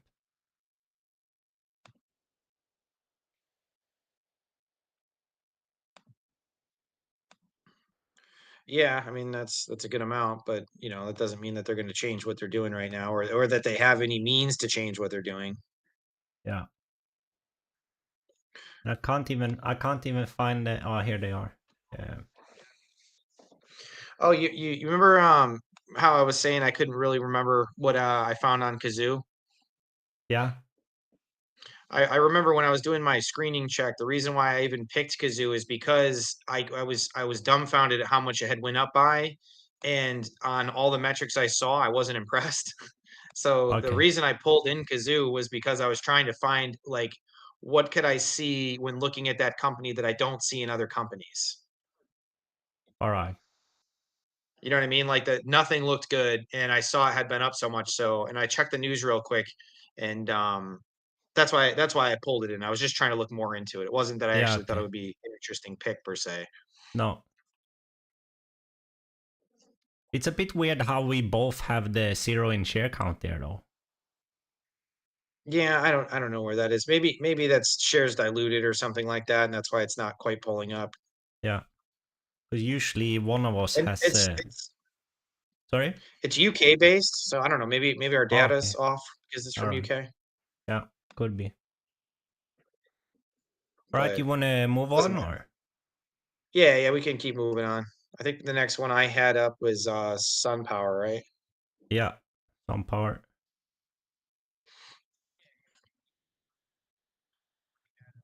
And I've looked at SunPower before. Obviously it's involved in solar technology. Um, and I think I pulled it up. I was more just trying to see if the assets were worth anything here, because this is, you're going to start to notice too that I've been looking at stuff that generates a decent amount of revenues, and it's just not quite profitable at this point. But with that being said, if something like this gets cheap enough to where I think it's maybe worth it at that price, all I have to do is sell something or adjust some small tweaks with the business, and things can turn around quite a bit. Which they kind of have in the history here. I see a few of the. I see a few asset sales, right? Yeah, it looks like they've kind of bought back and forth. It looks like they Yeah. sold things, bought things. Yeah. The debt's higher, but not crazy, and it's been getting paid down, which is good. Yeah. Um, they They do have bought a. back. Is this? Hmm? I was just gonna say there. It looks like there's a good amount of debt due though this year, Yeah. and they don't have I any have cash to three. cover it. So Yeah, they struggle with that. You could see a near term dilution here. Yeah. But they have bought back shares since 21. Oh, I have an increasing share count actually. Oh, do you? Yeah. We have one of the. We follow yours then, because every time this Oh, happens. let me just check and see if my numbers match Yeah, like Yahoo. on Yahoo. Because you can always trust Yahoo. Yahoo is the place. I have shares outstanding at 175, which is what mine says. Yes. Is that what you Yeah, got? but I have the same though. But since in 21 they had 200 in my sheet. No, I have in 20, I got 173 or 170, 173, 174, and now 175. All right, so that's probably more accurate. Well, I don't know. Maybe yours took into account like warrants or something like that. Yeah, but I also have 175 this year, so we both have the same there. Well, at least the numbers are right then. Yeah. And I mean, the cash generation is not impressive. Right.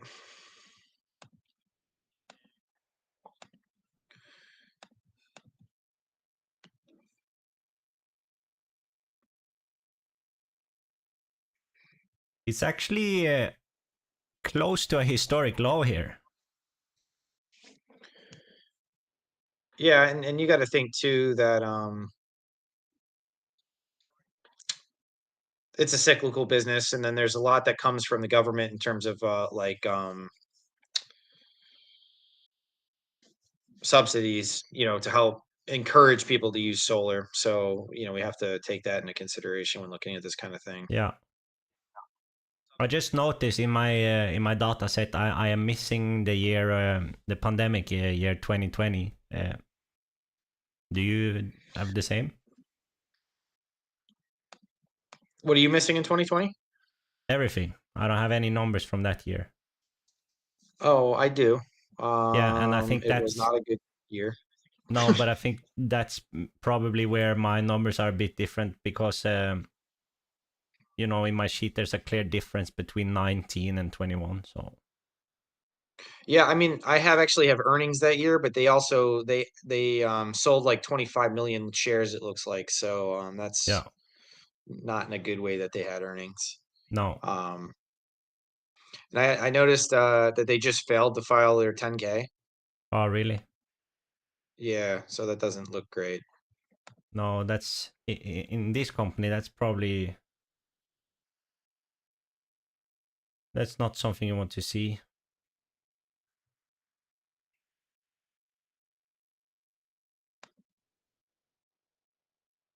Well, and this is a 10K, not even a 10Q, you know what I mean? Yeah. I saw some comments that people are already has sold out and waiting to see what happens. But there's a big issue here with the short-term debt. Right. It says also in recent news, and it said there was a big slide in solar stocks. It said they posted broad losses in Tuesday's trading as a Bloomberg report warns that many U.S. solar powered factories probably will not be built as cheap imports from China push global cell and panel prices so low that even federal subsidies can't sustain the domestic prices. So it Okay. sounds like outside competition is maybe really hurt this business. Sounds like a very tough environment right now then. Yeah, I mean, people are arguing, on why that matters or not, and there's almost 100 comments, and it looks pretty in depth. So I'd have to read a lot more into that on who's actually right, Yeah. or at least form an opinion. But What do you think about this sector? We talked about Nikola and hydrogen, and also nuclear power and stuff like that. What do you think about this sector? It was very bullish around in the pandemic, and then it has taken a big hit after that. It's a bit hard to pick like companies there, I think. Yeah, I mean, like I said, I think we're going to keep slowly moving towards alternative fuels no matter what.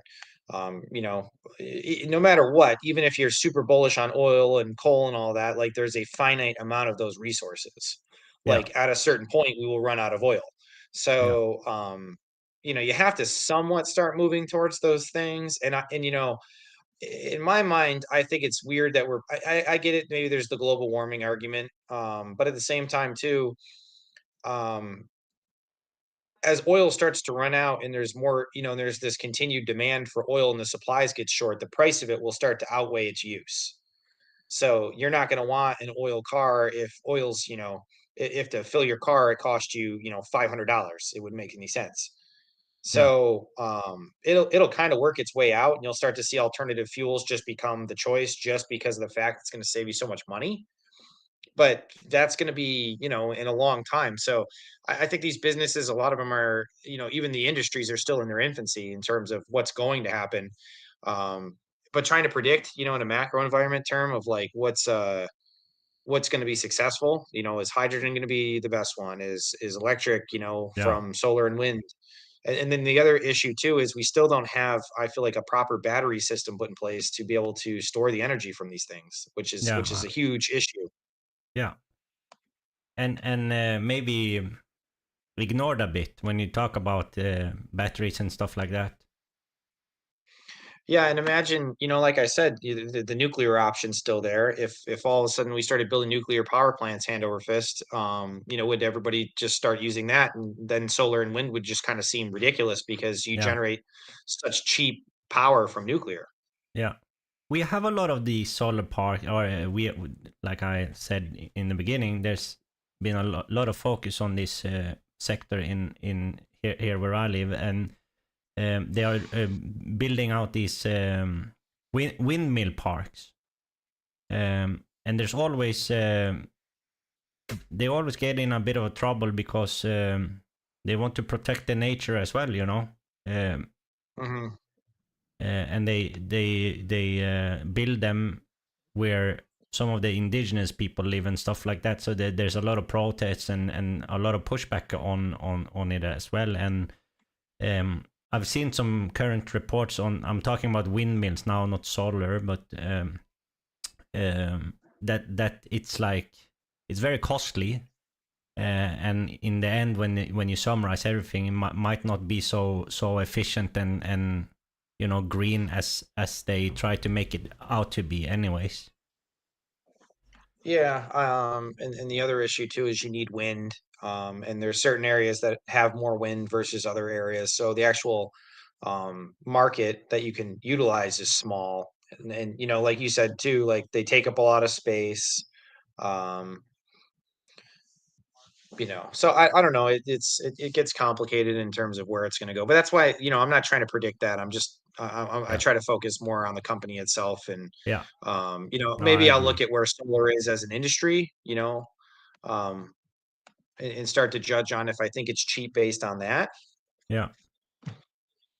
I just saw though, if you go back to the statistics on Yahoo, um, there's a bit of a short interest here. Um, Short percentage of flow is very high, but outstanding shares is like 25%. But I was going to ask you, there's in Yahoo it says percentage held by institutions, and it's 121. Um, how does that work?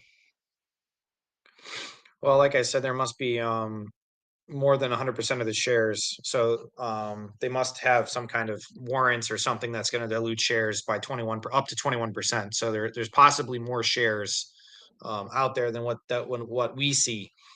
Yeah, So um,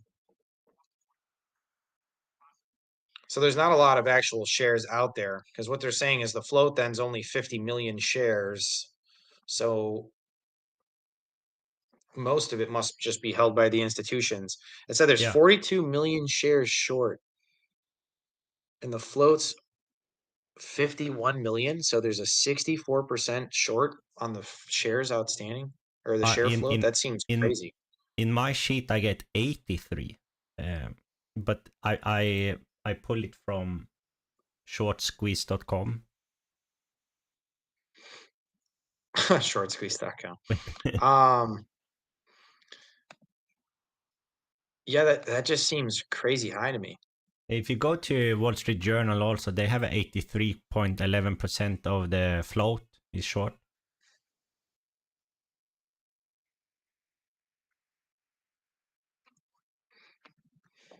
Hmm.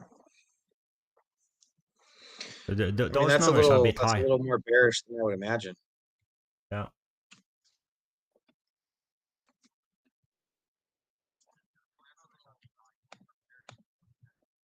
And once again, you don't find them on that site, the high short interest, but we have said that that's not too accurate sometimes.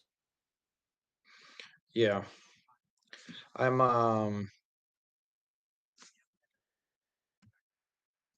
I mean, no matter what, the business itself hasn't been very profitable. No, no, it hasn't. Like with the depth and the short-term depth especially, and also like the book value. When did The you no, say the next debt is due? huh? When did you say the next debt is due? Um,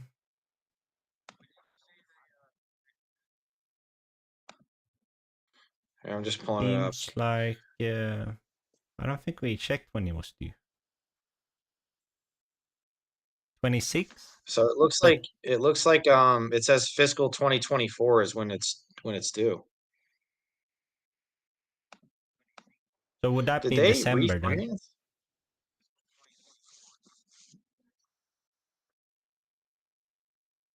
Yeah, so it's due sometime this year. So I don't know. That's probably why it's so short because this looks kind of rough. I mean, where are they going to generate all that cash? Oh yeah, here. Yeah, it's a lot too, you know, and yeah, exactly that's what I was gonna say. Like the numbers in terms of cash generation, and when you have that debt hanging over you, it doesn't look good, and so you can start to understand the short interest here, maybe.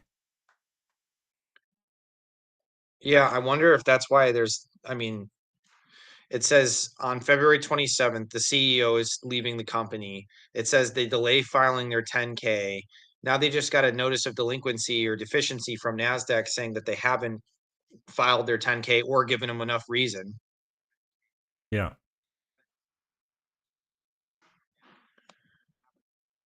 I don't know if they're gonna make it through this year. If No, I mean, this is starting to look tough. absolutely. Retained earnings also terrible.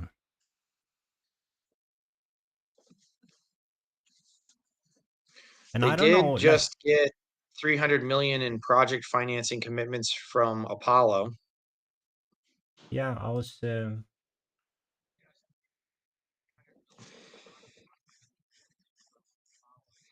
Which it says combined with its recent capital raise, now has access to more than 500 million of capital. Well, And that's from February 23rd. So maybe the reason they're not putting out their 10K is because they're trying to do the exact opposite. They're paying that debt down and putting them, so they're getting their balance sheet ready to be in a better spot. have you That's actually checked? pretty big, that 300 million there. Have you seen Whale Wisdom here? No, I did not. Because the two big.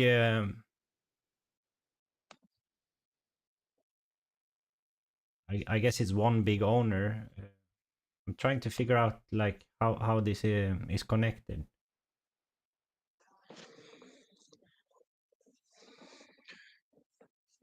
I don't know. It's some group who must have initially, invested It's a lot though. because their source is a 13D. Yeah, So that must be like the LLC for the owners in the company because that's yeah, why they make it an LLC is to protect themselves. yeah.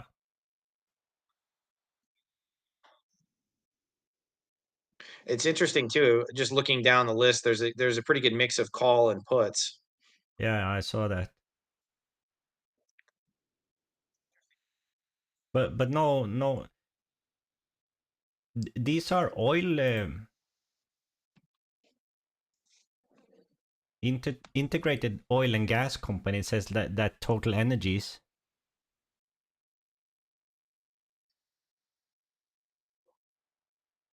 Yeah, and they just have the two different.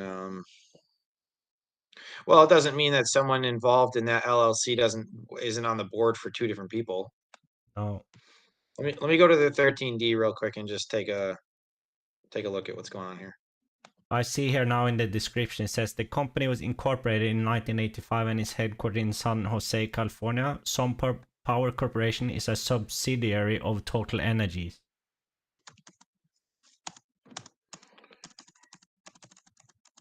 They are under them then.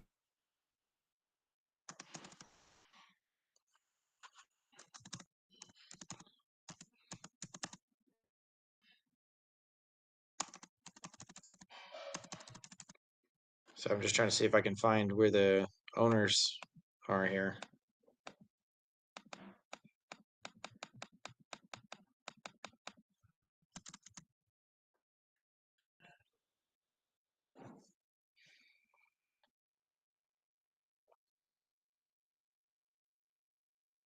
So are these just building like sun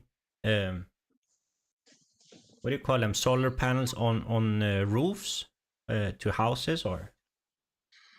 It's a mix of things. It's the whole integration to solar, because if you look at their actual you know, what business description, it says Yeah. storage, home energy solutions for customers in the United States and Canada, the range of hardware, software, and financing options for smart energy solutions.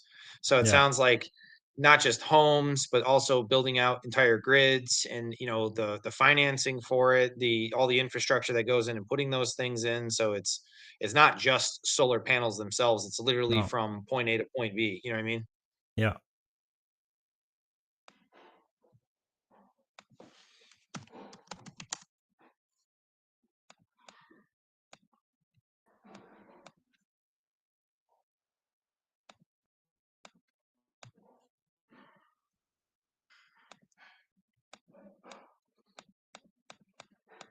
Did you find it?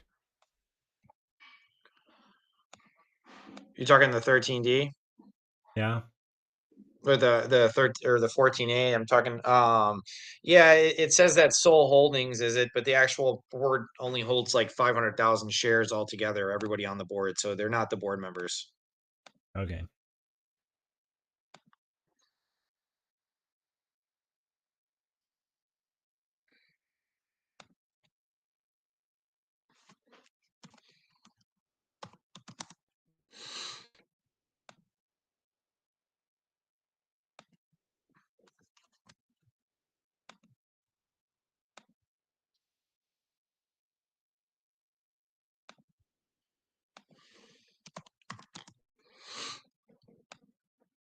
Makes me wonder too if Apollo's the one who's providing them capital. Apollo seems to buy basically everybody, so they could also typically or actually purchase them at some point too if they hold it as complete collateral. Yeah.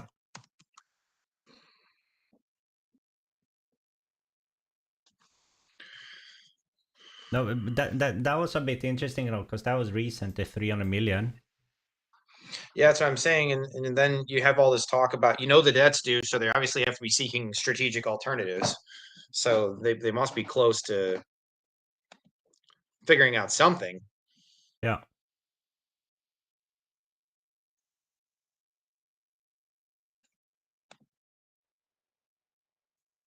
What is he saying? I'm He's just gonna saying go like, to we believe this new commitment will enable us to better serve our growing base, as we can now provide significantly more customers with leases for solar and storage solution, meet the strong demand for our fastest growing financial product, and ultimately expand access to clean energy at scale. So they plan to improve the cash generation, and I think, but with that debt coming up though, still. yeah, but if they got the 300 million in financing, they'd pay that debt right off. Yeah. And it does say the new most shorted stock. Someone just posted this on Twitter or X. is it's or SPWR now at 83%. Yeah. But it hasn't moved up since, because that was in February where they got that 300 million.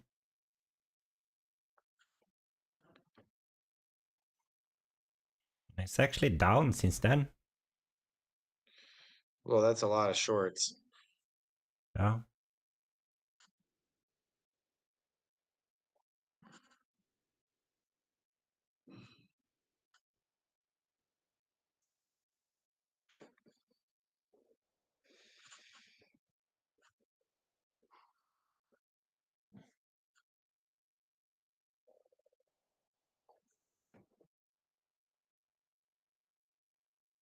So the That's a 83% lot is of short interest though. That's I think that's the highest I saw since GME at the peak. yeah, but like also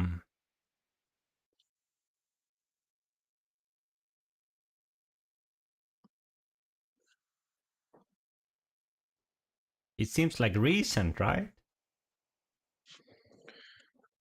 Real recent. It's really not on any of the lists just yet. I get it that they're running out of money, but if they did get financing right there and it works out, I don't know what the terms of the financing is, and I don't know how long the business is going to survive, but it would survive with that financing. I mean, what do they have to do? Like just over 300.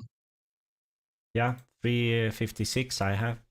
But they have 72 Yeah, in cash, so right. So they have the cash to be able to handle it right now. yeah. But still though, you don't see that that could take care of the debt, but you don't see a fundamental strong fundamental thesis here, I think. Well, they have had profitable earnings in some years, so that would be the big issue is making sure they can get to profitability. Yeah. I mean, if you look at their net income, it's pretty cyclical, but the only problem is sometimes it's like really bad. Yeah. So I don't know. I mean, do they really need the subsidiaries or the subsidies to survive? Like, is that the only way they're able to do it is with government paying them extra and making things cheap, or can they do this, just on their own? Because if they can't, um, it doesn't benefit much. 83% though. I know. I hear you on the number. Maybe I should add this to the tracker. I think I will. It's really high. I think I But will add these, it just to have it there, I think. I'm just gonna do it. this is how I was just talking about people shorting at the very bottom. Yeah. This is not a great time to short a company like this. Like, No, but I mean, it's something. in terms of time, it is, but they may have just got thrown a lifeline here. Yes, but It has been a month it's though. I'm surprised in a month's time with that financing news out there that it did cause a sell off on the shorts. that's what I was gonna say. Like it's that was in February, and you haven't seen anything. Really, it has gone down. Maybe they've shorted more. I don't know. Yeah, I'm gonna have to look more on like Seeking and see what other people are saying about this because for some reason this seems to me like the short interest isn't justified. Yeah. Do you think all the short interest though is just because now people are saying because of the fact that China's able to produce this stuff so cheap that it doesn't matter whatever's going on here, they'll never be profitable. So Yeah. it's That just dead walking anyways. that was what that was kind of what I was trying to point out. Like maybe their thesis is like this is gonna die anyways because they don't take enough of the market share, and you don't see so much improvement there in the future as well. And plus, the numbers are not great right now. And that cash though, 300 million, it just takes care of the debt. It doesn't give them room for growth or anything like that after. But of course, it's nice to have that debt gone. Well, the debt just allows them to stay alive as long as they have cash. I don't know how much the business will burn though, because then that becomes the issue is, can the business just stay alive just for its own operations Yeah. without, selling off a ton of stuff and shrinking itself down, which I imagine in the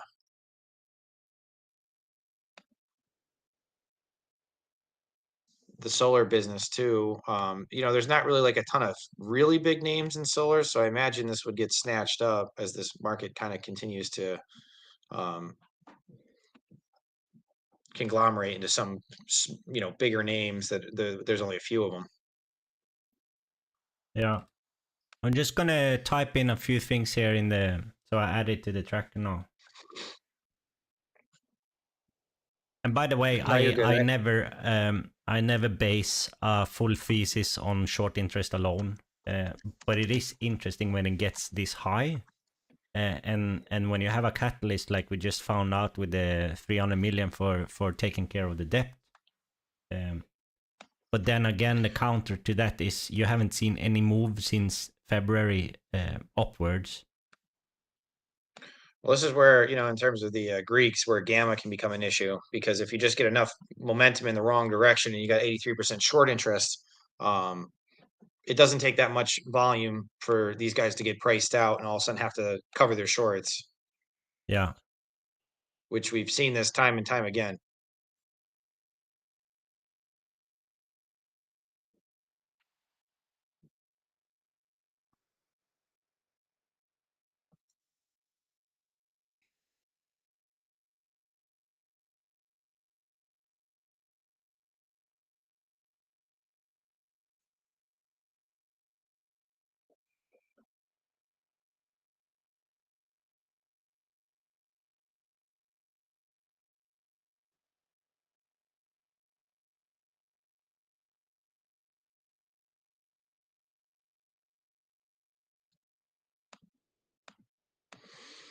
Hmm.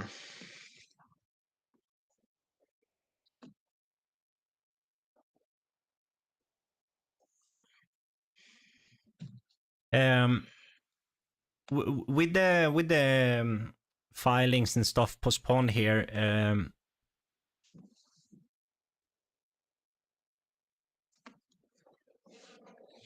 would they be able to buy shares, or are they locked out right now? I'm not sure, to be honest. I imagine shareholders would take that very negatively. Yeah. Like you guys didn't file your 10K and now you're asking for money. Yeah. I would think that sounds super shady. And Jenny, to his point before here, even though him and I are talking about, looking more into this, we're not recommending a buy by any means on this. This is definitely risky and could be worth nothing very soon. Yeah. And this is the other thing too. It says SunPower grabs 300 million in project financing commitments from Apollo. Now that's financing commitments for projects. That's not straight cash in terms of Taking that you care of the might be debt. able to just apply to something. You know what I mean? Yeah. No, that's what I was reading a little bit earlier. Like it seemed like they were. I don't know how it works when they get that the money. If what they're gonna spend it on, like. Yeah. No, but I added to see the development here. Maybe we can. Maybe this is a future intro video stock. Yeah, well, it's another good one too. Examples like this, our whole point is to follow and understand distressed companies. So if this one works out, maybe we'll delve into it later at a point and see what we missed and what could have maybe led us to the conclusion that it would have been successful versus, if it does fail. We can start to see why it failed and were we right in saying that that money isn't going towards that and it doesn't matter and the 10K was a big enough warning that don't put any money in just yet. Yeah. And it could for sure be like I think it's a big red flag also when you have that short interest and the 300 million in February and nothing happens with share Yeah, price. and I still get it that it has to be, you know, I mean, granted, it's had a recent spike here too. Or no, hold on, wrong company. Let me just pull up the 1-day chart here. You know, it got down to 250, which is actually what I get as an interesting buy area for it. So I don't know, maybe if it dropped back down to there. Yeah. No, I actually put the 270. I was thinking 250, but I put 270 just to catch because I have the conditional formatting kicking in. So just to I put it a bit about 227. But yeah, I don't picture this climbing anytime soon either, though. So that's a No, pretty, you know, I think this chart's going to continue to kind of go down. I agree with it. But They need four a and a real half turnaround percent here. up on Thursday.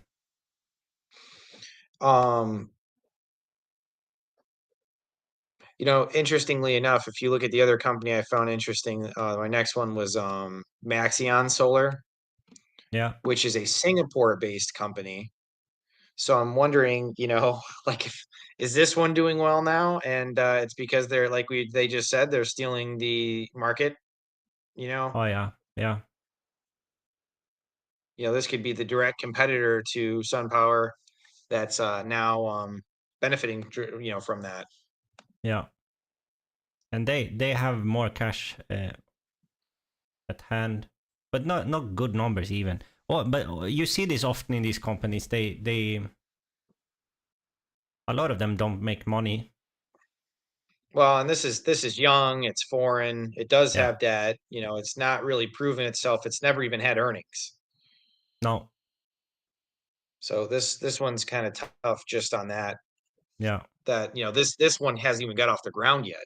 But do you see the short interest there too? 35%.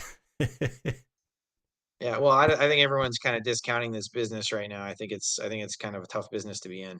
Yeah. But that makes me also wonder too. So are we at a cyclical low, you know, in terms of this alternative energy where everyone's kind of discounting it? But who knows, you know, in a few years, maybe they push again for solar and all of a sudden this all becomes worth a lot more than it is today. Yeah. But I mean, they're not even generating operational cash. So I don't know. No. Maxion to me is pretty ugly. Yeah. I plus when it's foreign, I always trust my numbers a bit less. I think they are accurate, but still, it's just something I do. But Yeah, but it just does look ugly no matter what. yeah, but and like I don't build like a discounted cash flow when I calculate these things, but you know, you have to change your risk premium when you look at another country. And I'm sure it's higher in Singapore than it is here. I would apply a higher margin, you know, especially as Singapore kind of gets locked down more and more in some of these areas and it has to deal with, you know, China being so close to it. Yeah. So no matter what, I wouldn't apply as high a multiples as I would, you know, say like in a US company or a European company. Um, you know, don't get me wrong, Singapore is a great city and everything, but you have to take all that into consideration. Yeah. You want to just skip this one then, or? Yeah, I mean, I have it valued relatively high right now if they were to dilute heavily in order to increase their cash flows, but I don't really like that number right now just because it's there's just not enough here. Yeah, I agree. But yeah, we can go on to the next one. Yeah. We honestly we just spent so much time on solar. What are we going to go over solar again? What do you have next? TWOU? I have yes. Yep.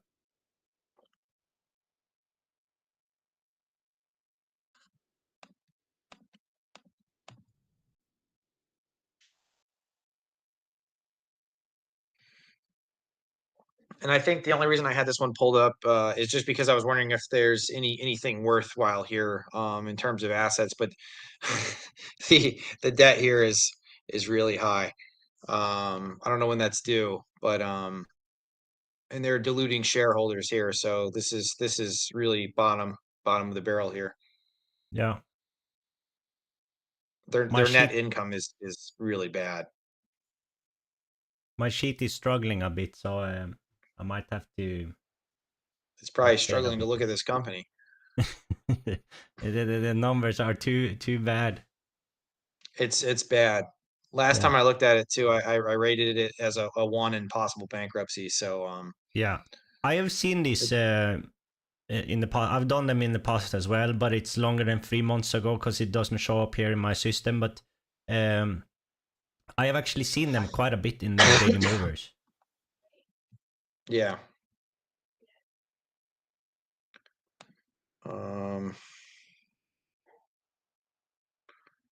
I wonder when this is due. So I have in 2025 and 2026, a lot of it's due. So they have this year to figure it out, but I don't know, in 2 years, are they able to possibly put themselves in a position to get out of this spot? I doubt it. Yeah. I'm gonna, yeah. I mean, if you wanna go delving into a little bit more, but I don't see any way that they get out of this in the next 2 years. Yeah, no, it's fine for me. I'm struggling a bit here even with the sheet.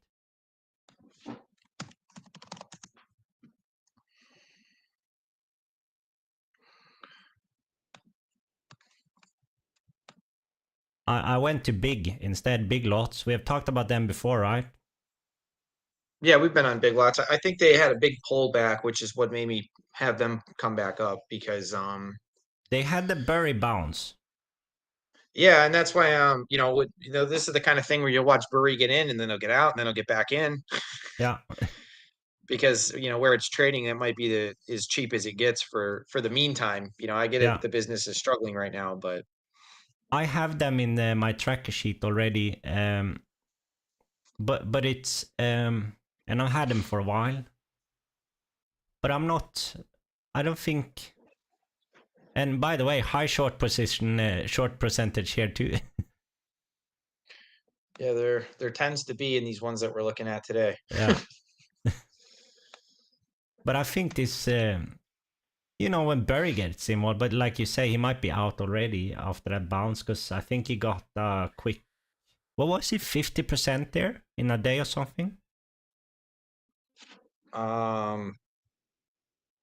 Something like that, I'm sure. Yeah. He gets the Burry bounce, like you said. Yeah. But I mean, the numbers doesn't look fantastic in my opinion here. But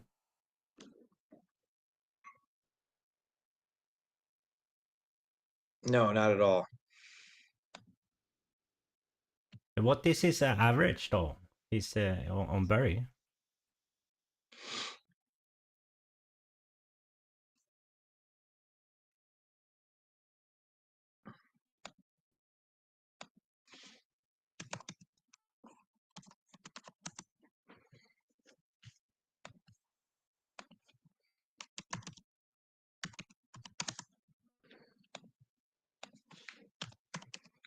I was just updating some of my stuff so I can finally get caught up on this one.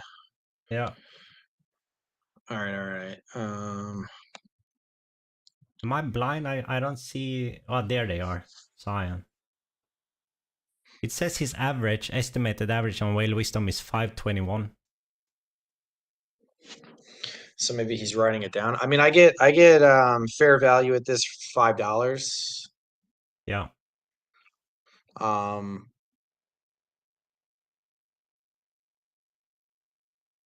that's just for the fact that they had some free cash flow. Which, how did they gain $300 or 310 million in capex? That's the only reason that this is. They must be closing stores and adjusting what they're doing. Then, if they got capex to be positive 300, I or they're think they doing some have really closed. clever accounting work. One of the two. Yeah.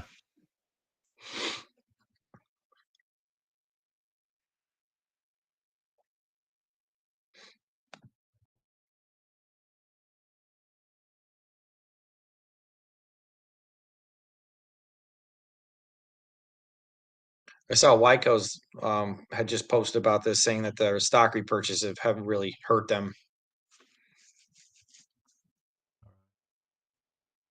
There's been a little bit of insiders the last year as well.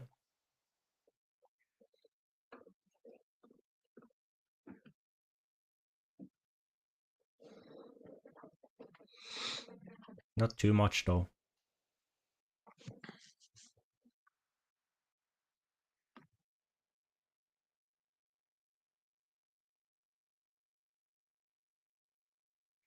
Yeah, I think this is it's kind of swirling the drain here. When you read Wyco's recent comments, he said that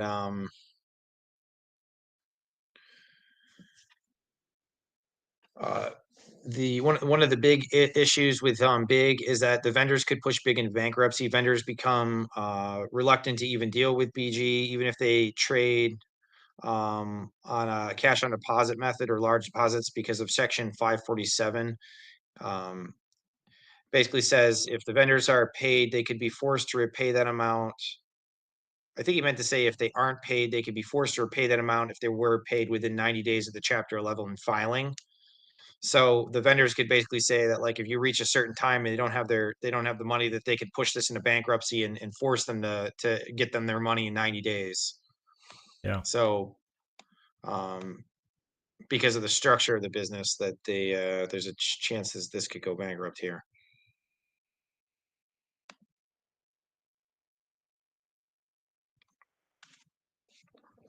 And they have a lot of debt right now too, and earnings keep shrinking year over year. Yeah. Really, 2020 was the last time that they, during COVID, they, for whatever reason, probably just because everyone was cheap and just trying to buy stuff. You know what I mean? People were buying back then. Do you have a big sale in 24? I don't. Because I couldn't see that on Seeking, so maybe my thing is wrong.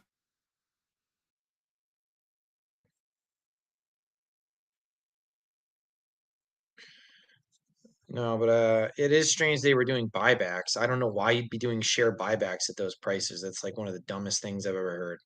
Yeah. You have such a ridiculous amount of debt, and you're doing share buybacks for the past 2 years. Yeah. It's not shouldn't be the priority. It literally can't be, where you end up in this spot. They have appointed a woman which has the last name Short. Good find, good find. Yeah.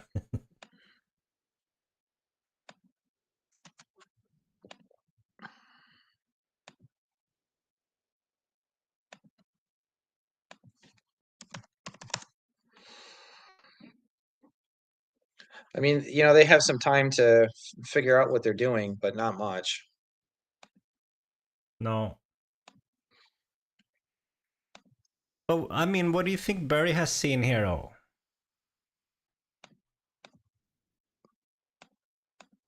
It's a real Michael Burry question. I think no matter what, I think he sees the assets here. Yeah. This is a big brand name. They own a ton of, box stores. I just wanted to pull up their actual debt because I want to see. I'm assuming a significant amount of this is operating leases. Yeah, I think it is. Because okay, so 1.6 billion is non-current operating leases, so you can shave that off. So Yeah. if we look at this in terms of bankruptcy, they have about 800 million actually in debt. Yeah. So that's a huge difference. Yeah. So it appears more if levered you would, than what it is. It has assets. yeah, so if you adjust it based on that, I get it could be worth somewhere around $5. Now, obviously, the big issue right now is what are they going to do to either start selling things off or to start making cash? But I think down here, I think that's what he's seeing, is that, like, when this gets really cheap, it's not dead yet. You can't assume it's dead yet. No. And I mean, I think he I think he also sees the short interest. Yeah, I mean, I don't know how much he takes that all into account. He didn't take that into account with GameStop, but maybe he's learned from that mistake. Yeah. You know, Barry sold out, you know, when it was like $20 in GameStop, which don't get me wrong, he probably thought that was already a ridiculous valuation for GameStop, but he didn't take into consideration the fact that, you know, if a bunch of people start buying this, then that's going to get squeezed to some stupid amount. Yeah.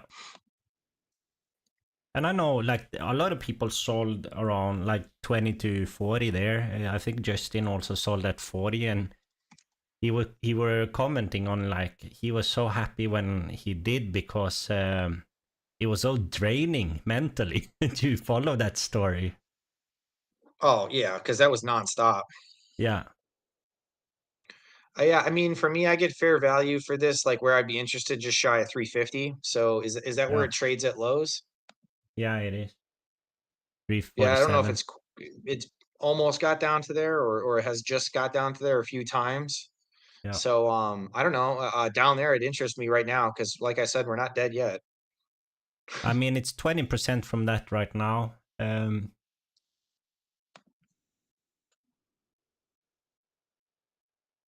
it said that they have an aggregate commitment from their bank facility that's due or isn't due until 2027 or it expires in 2027. Yeah. So right now, they're not in any risk of going bankrupt per se.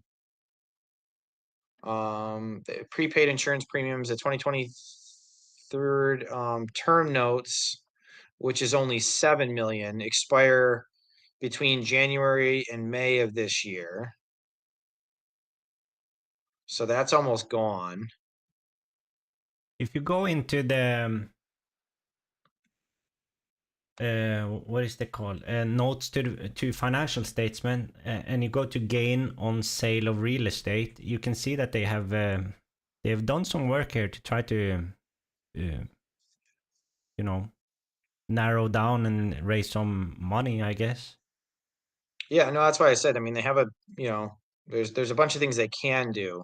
Yeah. And they could obviously focus on better businesses in terms of like which actual properties generate a lot of cash versus those that don't.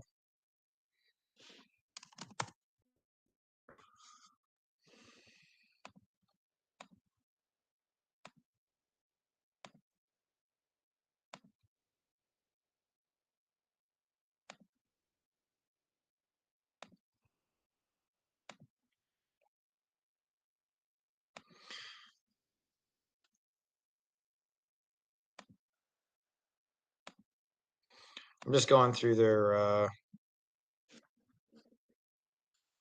recent transcript that they put out. I mean, they have a lot of stores. Yeah.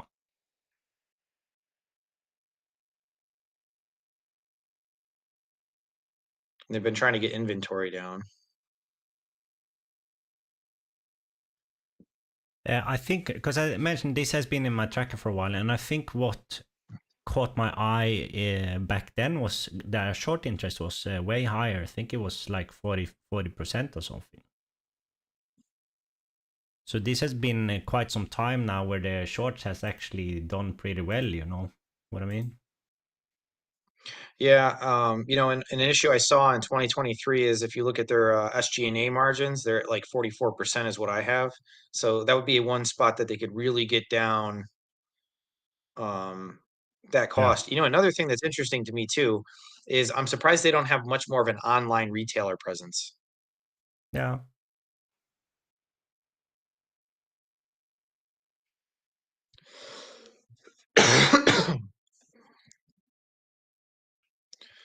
So they're focused on unlocking additional sales opportunities, which is going to be more bargains, extreme bargains, exciting assortments. It's all about those bargains. It's all about the bargains, and you get them at Big Lots.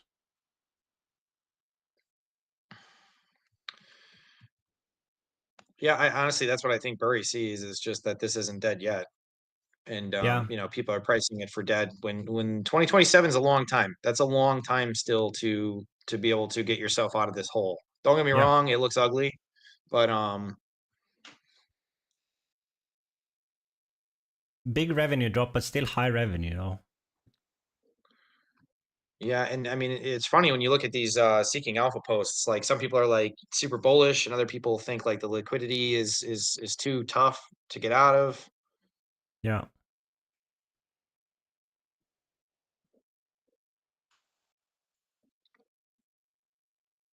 They really just need to improve their numbers for this year. That's the one chance they got, is if they can improve the numbers. But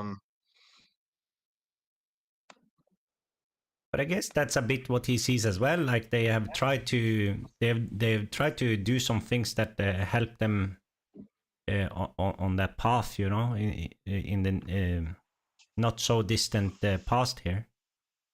Yeah, and I get if you delever the book value, I get it around $4. So it's technically trading above a leveraged book value, which is kind of crazy, which is why I said I would definitely need a steeper discount here. Yeah. But the market keeps pricing in, you know, the chance that this turns around. So that's also something I think that's important to take into consideration. Oh.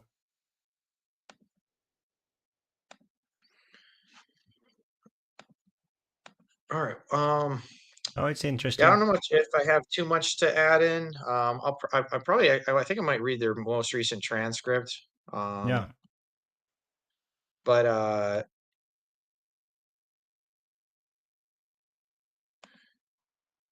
I think I'm gonna call it here just because Yeah, I we think we're have gonna done a start lot doing already. stuff here. What's up? I said we have done a lot already. One of the longer streams. 220, right? Yeah. You know, thank you for everybody that's tuning in. Thank you, Investor Cat, for throwing in some chat. Yeah. Um, Always yeah, appreciate when that's why I pulled up this list of tickers, just because I knew a lot of these companies were kind of more distressed and ugly looking, but that's, you know, those are the ones we look at. So I figured yeah. not a bad day to go through some of the ones I haven't looked at in a minute and see if we can find anything. Yeah. And I think on Tuesday and Thursday we kind of covered the week anyway. So this was like what was left over a bit, and that was good. I think I've added something to the tracker every time I've done the stream this week. So been a bit productive in that way. Yeah, right. Even though it was a short week. So the market is open on Monday, right? Correct. Yeah. Investor Cat is saying thank you for the stream. Thank you for tuning in, Investor Cat. And thanks for using the chat. We appreciate that. Yeah. And good luck if you want to start with building your own sheets. Just ask us. We are on X as well. We have our link in the description. If you want to add us there, we can. You can send us like messages, I guess, there, if you want to. Yeah, there's yeah, we're happy to answer any kind of questions about any of that kind of stuff. We all enjoy going over that Yeah. kind of stuff. Yeah. Yeah, and even though in this, like we were saying, the 50th stream, I was hoping we'd get the 120th subscriber today. Yeah. Be a good number to round off on, but Could hopefully soon. And then you know, I could figure still this come. next week, if BNED works out, we'll probably get a few people tuning in, because that's going to be a quick turnaround on that stock. So we'll Yeah. see. It's cool to see. We have the analytics in the YouTube thing. And by the way, when I mentioned YouTube now, I remember I was going to point that out also, that a lot of YouTube tutorials into. You said you were reading a lot. I know you have that Excel Bible, right, Dane? Yes. For me, I didn't read so much books about it, but there's a lot of YouTube tutorials about how to do stuff. So they have also been helpful. You can find a lot of Oh, things yeah, yeah. on YouTube. Yeah. I use YouTube too for Excel. I mean, it's one thing to Yeah. read about it, but sometimes it's good to see things Yeah. too. So it's a mix of every resource I could find. Yeah. But in our analytics for our channel on YouTube, we have seen a little bit that people find us through searching on BNED already. So that's also cool to see, though. Yeah, I mean, any of the stocks that I'm sure that you and I are really dialed into, I hope people, enjoy our commentary on it, because obviously it's what we're spending a lot of time on and really trying to think things through. As it is a large position, you really have to try and read as much as you possibly can on these. Yeah. Yeah, for sure. But we will see you then on Tuesday, and is it Wednesday? That is the 3rd of April. Yeah, it is Wednesday. Correct. So that will So be maybe we'll have I mean, it's if it's not on Tuesday's stream, oof, well then we're really down to the wire. yeah. Now we have some hopes for this coming week, and even like we said earlier, even if we get pushed back that 1 week, we can wait a little bit longer now. I'm just gonna play that song on repeat. Psalm 41. That's my song right now. It's about all we can do here. Yeah. A good song, though. All right. Thanks for everyone tuning in. And then, by the way, Dane, have you seen anything to the robots? What about the robots? Have they come after you after last week's stream? Oh, I can't comment. I get it. Nah, the robots, they don't bother me yet. No, good, good. We will I see just you on keep Tuesday then. mentioning, And Sarah Connor to 'em. sorry. I said I just keep mentioning Sarah Connor to them. They leave me alone. Good strategy. Yeah, they know I know the information that they need, so they won't mess with me. We have managed to fight them off so far.